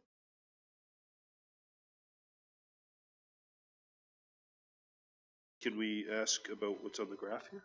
Can you explain WASP? I'm pretty sure I know what it is, but I'm not sure all council knows what the WASP situation is. Sure, Your Worship. This was actually brought forward to you from a citizen who was interested in wildland sprinklers for their home. And although they could go out and purchase them themselves, many communities enter into a wildfire sprinkler program where we would buy the bulk supply of sprinklers at wholesale pricing, be able to mark them up, resell them into the community, and use those funds to fund our Fire Smart program, or partially fund our Fire Smart program moving forward. So the purchase, we believe, would be for about 100 units, I believe. And then they would be sold to homeowners. These are sprinklers that go on top of your roof and in your gutters. That's right. They're low flow sprinklers that would essentially, in the event of an interface fire, homeowners, or more likely structure protection specialists, would go in and turn those sprinklers on as a structure protection measure. About $200 retail right now, like, is what you would find them in the store. I don't know the parameters of the markup that we, what ability we have to mark up. I'm sure that's within the community agreement, but I think we tried to make them as affordable to the community as we could. I know Canadian Tire last year had a package, I think it was 2 for $159 or something like that. And yeah, and the idea would be, so I just wanted to get that out there. Can you just explain a little bit more the 181,000 in contributions to reserves, what that would entail, why we're looking at 181? Now, is that yearly, I'm assuming? That's yearly over the next 5 years, if I'm correct. Thank you. Nope, 181. So the average across the 5 years is 186. What I've tried to do is always be 1 year ahead in terms of the equipment requirements. So while the self-contained breathing apparatus is the biggest ticket item in 2028, which is $500,000, would be a 5% tax increase in that year. There's a few other things that are coming up in 25 and 26. I'll talk a little bit about this, but there is some requirements for what I call jaws of life, but I think you call hydraulic extraction, things like that. So there's some other smaller equipment items in that 5-year window, and I'm trying to always be 1 year ahead in terms of saving that cost for the following year. And so there's a bigger ask for 4, but the 5-year average is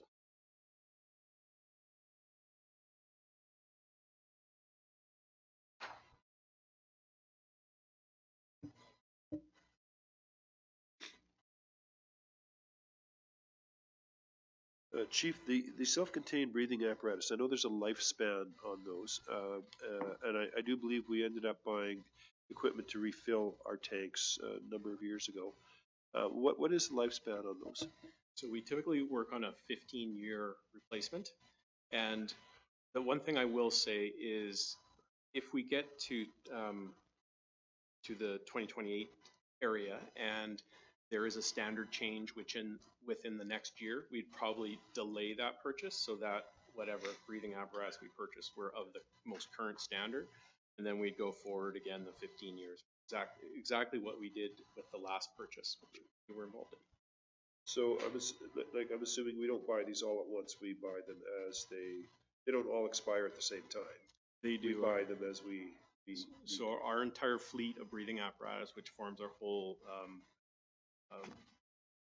program, is all purchased at one time. What we were able to do with the last purchase, because we decided to remain with the same company, is that we were able to extend the lifetime of the cylinders as opposed to having to buy all new cylinders to match a whole new brand. So there might be potential savings in the future. It might not cost exactly that amount, but that's what we're projecting if we were to totally replace all our breathing apparatus with the newest version and all our cylinders as well, and there's 75 cylinders. these are important because we know that firemen end up with a higher carcinogen cancer level because of the smoke that's coming from these fires. So this is fairly paramount to keep them healthy. I'm sorry? Well, interior right. attack, Yeah, right? It's a requirement of WorkSafe. It's a requirement NFPA. Like it's mandatory equipment. So that's what you wear when you go into a fire. Yeah. Anytime we're in a IDLH or immediately hazardous to life or health type of atmosphere, it might not be that. It could be a gas leak, carbon monoxide leak, be dangerous goods event. All require self-contained breathing apparatus. Mr. Charlie? The emergency vehicle warning signage, I think this is really important. Last month, the truck was coming in or going out, and there was a fellow in the middle of the road, with the stop sign. So, I think anything to reduce danger to the firemen is important. Can you explain what this will look like, the warning signage? It's going to be big red lights up top, or where will the lights be? Well, a little bit of history. So several years ago, we approached the Ministry of Transportation and Infrastructure because the fire station is located on a provincial highway. We also, at the time, tried to work with the city because there was a little bit of outcry from for pedestrians. There's no lit crosswalk at Cleveland Street and Nicola. We were thinking at that time we could incorporate our fire department signaling into the crosswalk signage, which would be not unlike what's at by the Grand, for instance. There wasn't a lot of appetite, and the MOTI wanted us to pay all the engineering costs and whatnot at the time. So being that the city wasn't really ready to move on the crosswalk because they were, I would say, negotiating with MOTI, we need to move ahead with this because it's a health and safety issue for our firefighters. Mm-hmm. It also has a direct effect on our response times as well. But as you witnessed, when we come back to the fire station, we have to flag because we have to pull across the entire provincial highway to back into the fire station. And there's been many a close call. So what this would look like is what we've proposed, and we don't have current approvals yet, it's still being reviewed, but that we take the existing road signage, which the MOTI has installed, we'd retrofit it with LED alternating amber flashing lights, which would be remote controlled either from the fire station or from each individual fire apparatus. And so when we were going to enter the roadway or when we came back from an incident, to back up, that would just be an added layer of protection above the flagging that we are obligated to do. We estimate there's about 4,000 vehicle movements per year. Emergency vehicles entering and exiting, returning from incidents. So it's a significant concern for us. Councilor Petrosi. Just had a question on the self-contained breathing apparatus. Your filling station, is there any issues with your filling station? Is that going to be, who knows, right? It is getting end of life. We've had it assessed. Ours is definitely an older model, and we just had the cylinder heads rebuilt a couple years ago.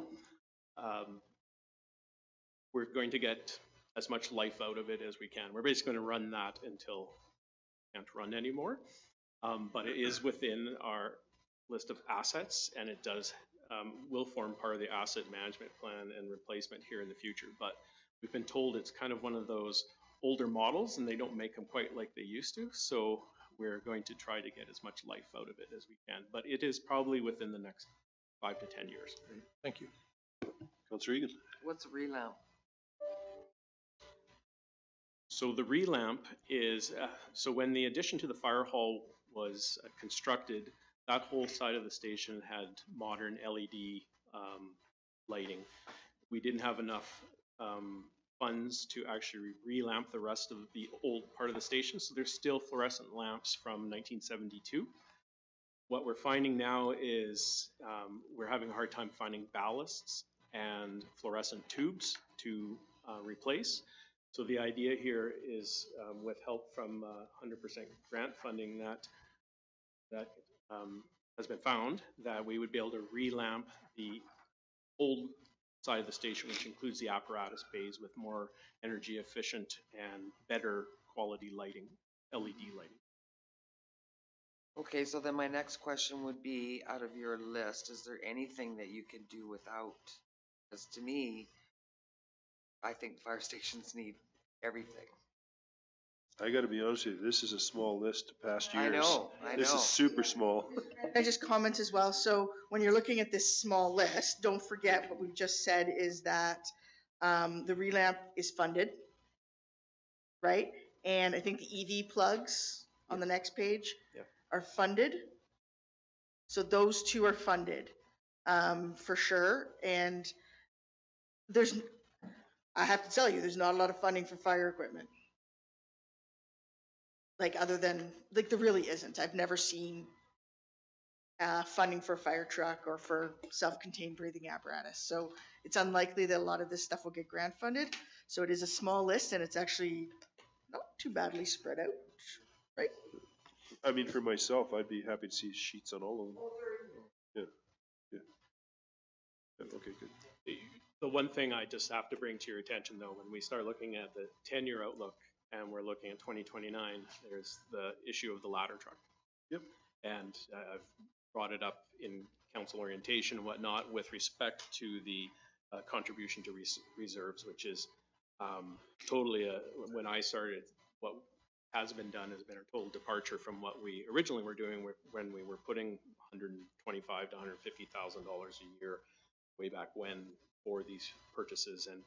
And unfortunately, we're in a position where fire trucks had to be replaced over 3 fire engines over a 10-year period, which means with a 20-year lifespan, we're in the middle of that again.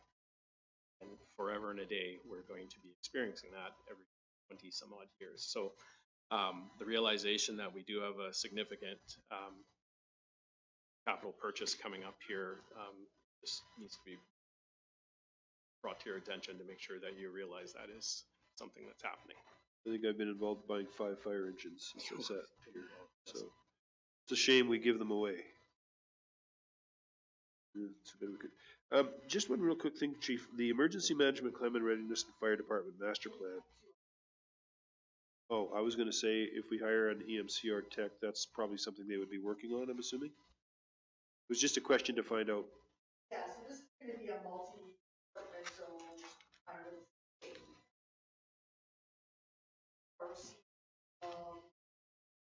Right. Okay. Okay.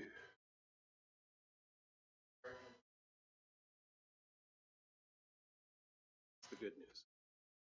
Oh. So it was a carryover, but it was grant contingent. Yeah. This year's budget for 2023. So our grant writer, Danny, and I were in Kamloops in October, had good conversations with that climate action team. And so they did authorize us to put forward the Fire Smart Garden as part of that grant funding. And so it is as a carryover in next year's budget, but it's premised with grant funding. So, and that was one of the wins.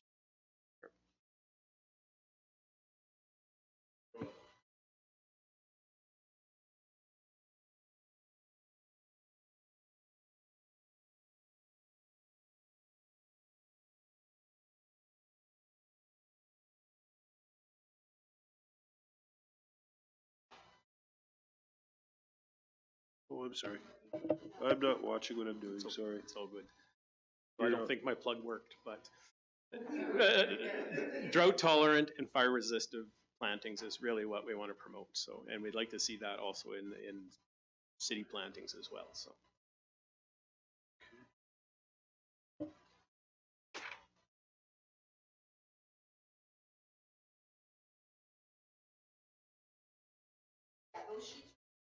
Yeah, I'm looking at it.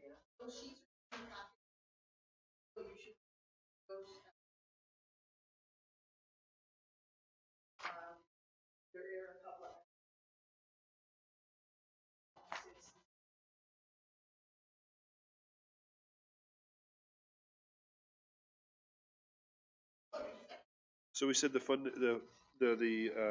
department master plan is already funded, correct? Okay.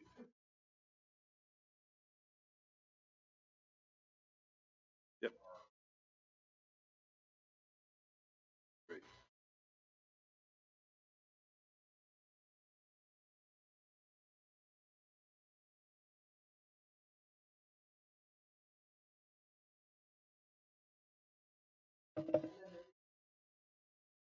The revamp would be part of that as well. So essentially, this climate action funding stream is anticipated to be a new permanent line Treasury Board. So we can anticipate hopefully about $90,000 coming municipality every year. We've allocated a good chunk of that first couple years of funding towards the fire department. Get to City Hall, you'll see that we've allocated 50,000 of one of the year's funding for the revamp of City Hall in terms of the fluorescent lighting, and then that takes care of that first couple tranches of funds. Chief, just a quick question, if you don't mind. The hydraulic extraction tools, the 93,000, how many does that buy us? Because I know almost every fire engine has one, do they not? So we have a full set on our rescue truck, which is a set of hydraulic spreaders, cutters, and rams. And of course, their job is to remove a vehicle from a patient when they've been involved in a motor vehicle incident. And then on our engine one, we carry a combination tool which has cutters and spreaders. It's the same tool. Part of this is updating the equipment to battery operated tools. We spend a lot of our time over the embankment, places like that. And right now we are tied to basically a generator and hydraulic hoses. So it would be an upgrade considered end of life, although there may be some trade-in value as well that we haven't considered in purchase. So, and we're still not against going out and looking for other funding opportunities and grants. Although when we look to the province, they normally push us towards things like gaming grants, and those are really only available to societies and not really to municipalities. So how many does this buy us? This buys us the set. The set, okay. So one complete set. Yeah.